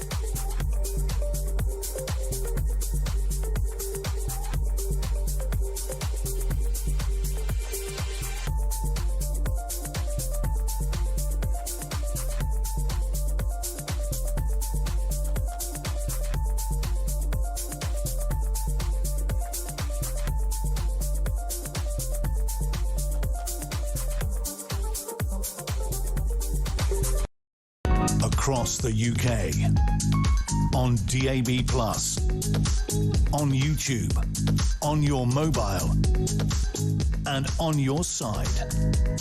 This is Talk.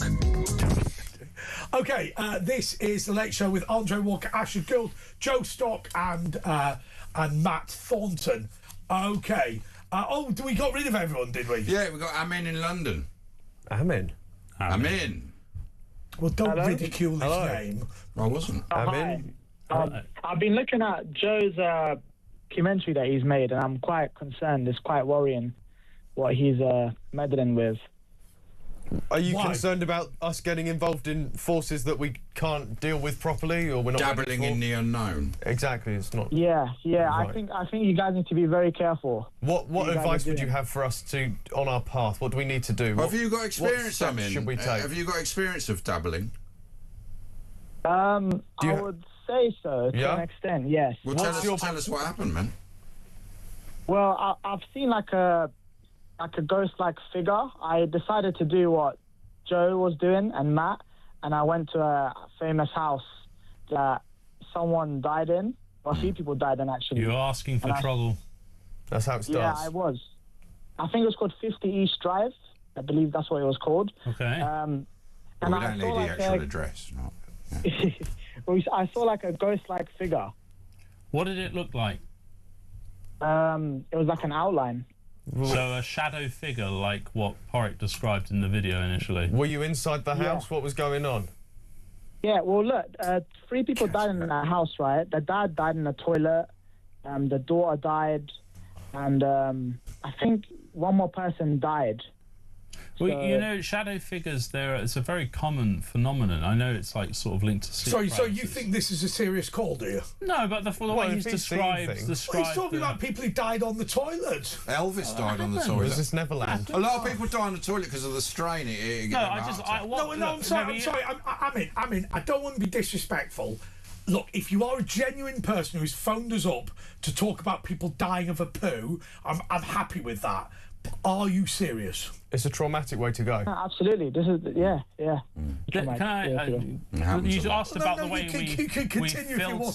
we filter through these things, so that might sound Well, ridiculous. I don't filter any of it. Just flush it You know away. what, the thing is, a lot of people have been there and they've seen Oh, the to the same toilet? thing. Like a, No, to this Not in the location. It's haunted. location. Oh, sorry, I thought you meant to a Ghazi. I mean, So what happened after that that says you shouldn't be dabbling in this sort of thing? I think don't dabble in things we don't understand. Well, what happened to you then? What have you dabbled in that Sorry, you don't sorry. understand? I mean, just to be clear, do you have a religious view?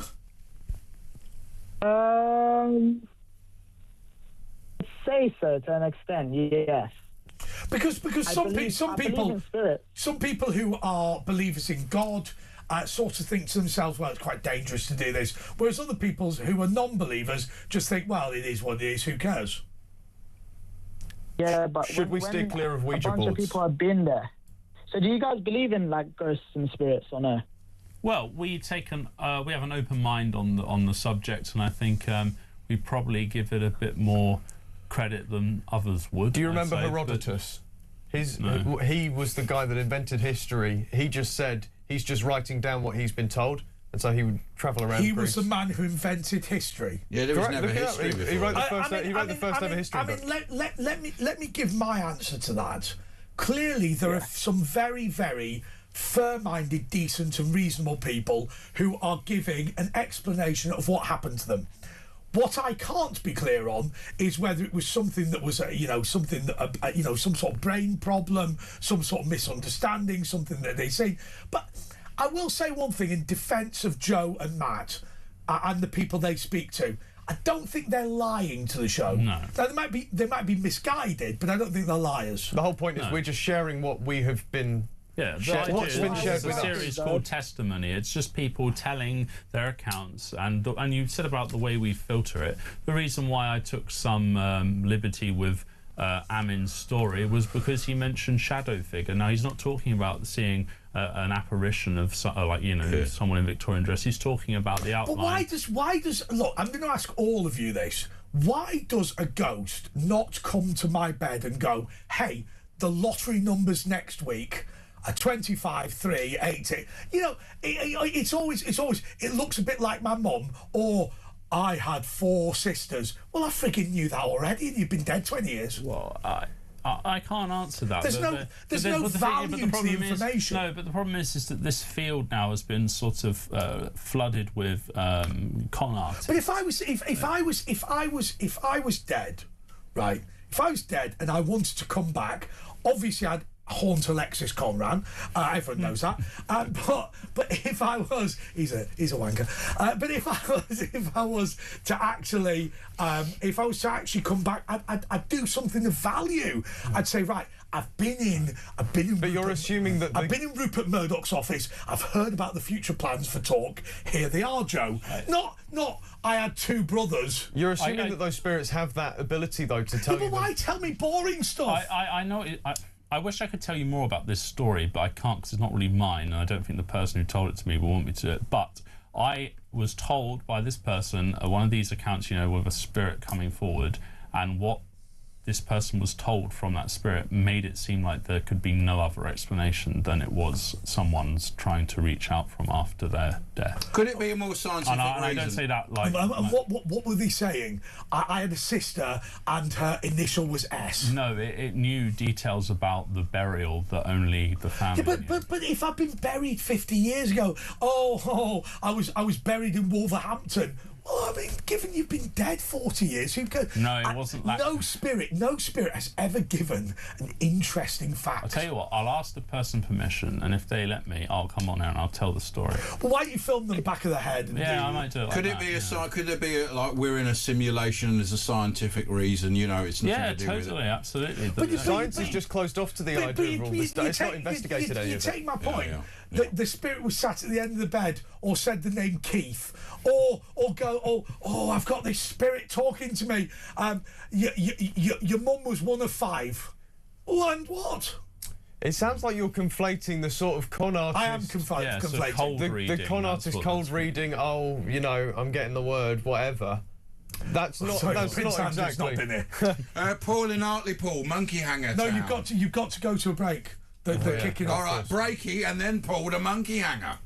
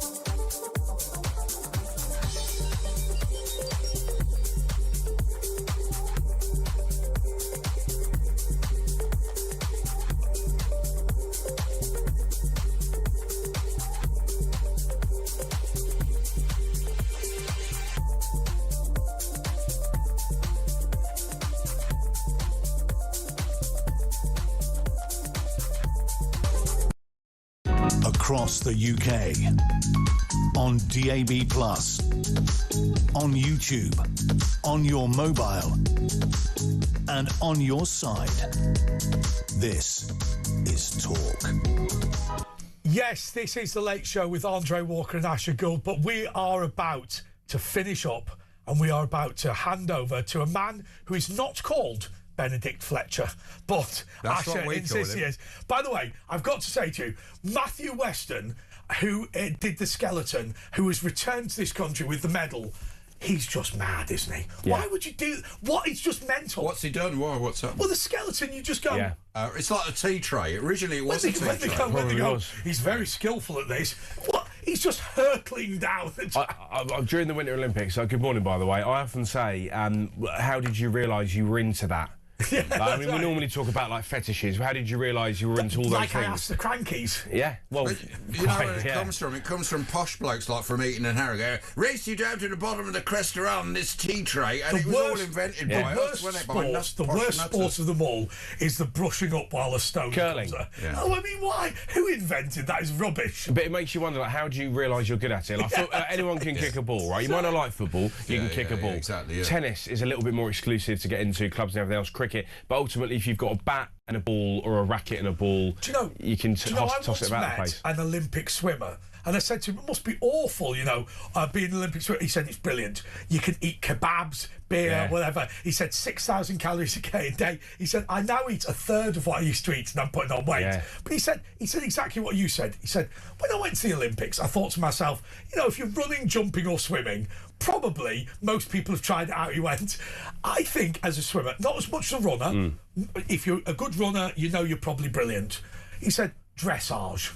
Yeah. He said, how many people have ever tried to walk a horse round the track? Well, I think that about Formula One. He said, basically, you get a gold medal for being the best of the 2,500 people in the world rich enough to do like it. that. Exactly. Formula One's like that. You know, you don't do Formula One at games as your option. You know what I mean? So Lewis Hamilton, he might be the best driver in the country, but he's probably the 10,000th if everyone had the same sort of. Well, that's the thing, isn't it? I mean, it is a very, very exclusive thing. Not everyone gets to do it. But then cricket at my school was the pick of the PE teacher. So like, it was inter-house cricket, and I know every school's got different rules and ball sports depending on the time of year. But to be in the cricket team at my school, you had to be one of the PE teacher's favourites, and it was all very cloak and dagger. So we get to the summer term, and you PE time, but or during a lesson, Anthony so and so, you go out with Mr. Tune. Or Mr. Boddington, two great PE teachers that we had at school, Bishop Rindorp and Guildford back in the day, and they just sort of disappear off, and then you'd see lunchtime them all in their ways. But it was all like cloak and dagger. I had a friend of mine. He said, when I was 13 years old, I went to Sherborne School, which is really posh. He said I had a turban at age 13, so he said in those days I never shaved. Yeah. So he said I was starting to get a beard. He said, now I will tell you, Andre, I was dreadful at cricket. He said, but the first day at Sherborne, they saw the turban, they saw I was an Asian, they saw the beard, and they went, it'll be in the... He said, I was in the 18th the first week, the B team the second week. He said, they just assumed I was good because I was Indian. It's amazing, isn't it? But like as I say, at my school, it was the case that you never really sort of got to see it. It was like the secret society that went off. But no one knows what went on with those things like that happened at my private Catholic school. Anyway, what's going on? Stories for another day. It wasn't related to sport. What's coming on your show? First of all, non-sport related. Non-sport related. We have author, DIY expert Laura Della coming on. She's got a new book out called Nailed It. DIY, very much a pink job in our house. And that's not a rude book, right? What's a pink job? No. It's Nailed It and it's pink. Yeah, pink job's not a category on one of the websites you need a VPN for. I just thought you were promoting filth. No, it's so she basically discovered DT teacher turned influencer turned interior goddess basically, and she's written a book about how to do absolutely everything with DIY. So it's the sort of book that I should read because in our household, like my wife is the IKEA queen. I get frustrated, don't read the instructions. Do you have to put it together? Do you? No, she does. Oh, right. She gets some great satisfaction from it. You're a practical woman. You're a very practical woman. And what have you got? Swiss Army wife. Say again. Swiss Army wife. Swiss Army wife, yeah, very much. Sports-wise, fallout to the England game, 1-1 friendly draw with Uruguay, loads going on. What do you think about the 1-1 draw? Happy with it? I mean, not particularly as an England fan. Well, the officials stole the show really for all the wrong reasons. VAR decisions went the wrong way. It should have been a red card.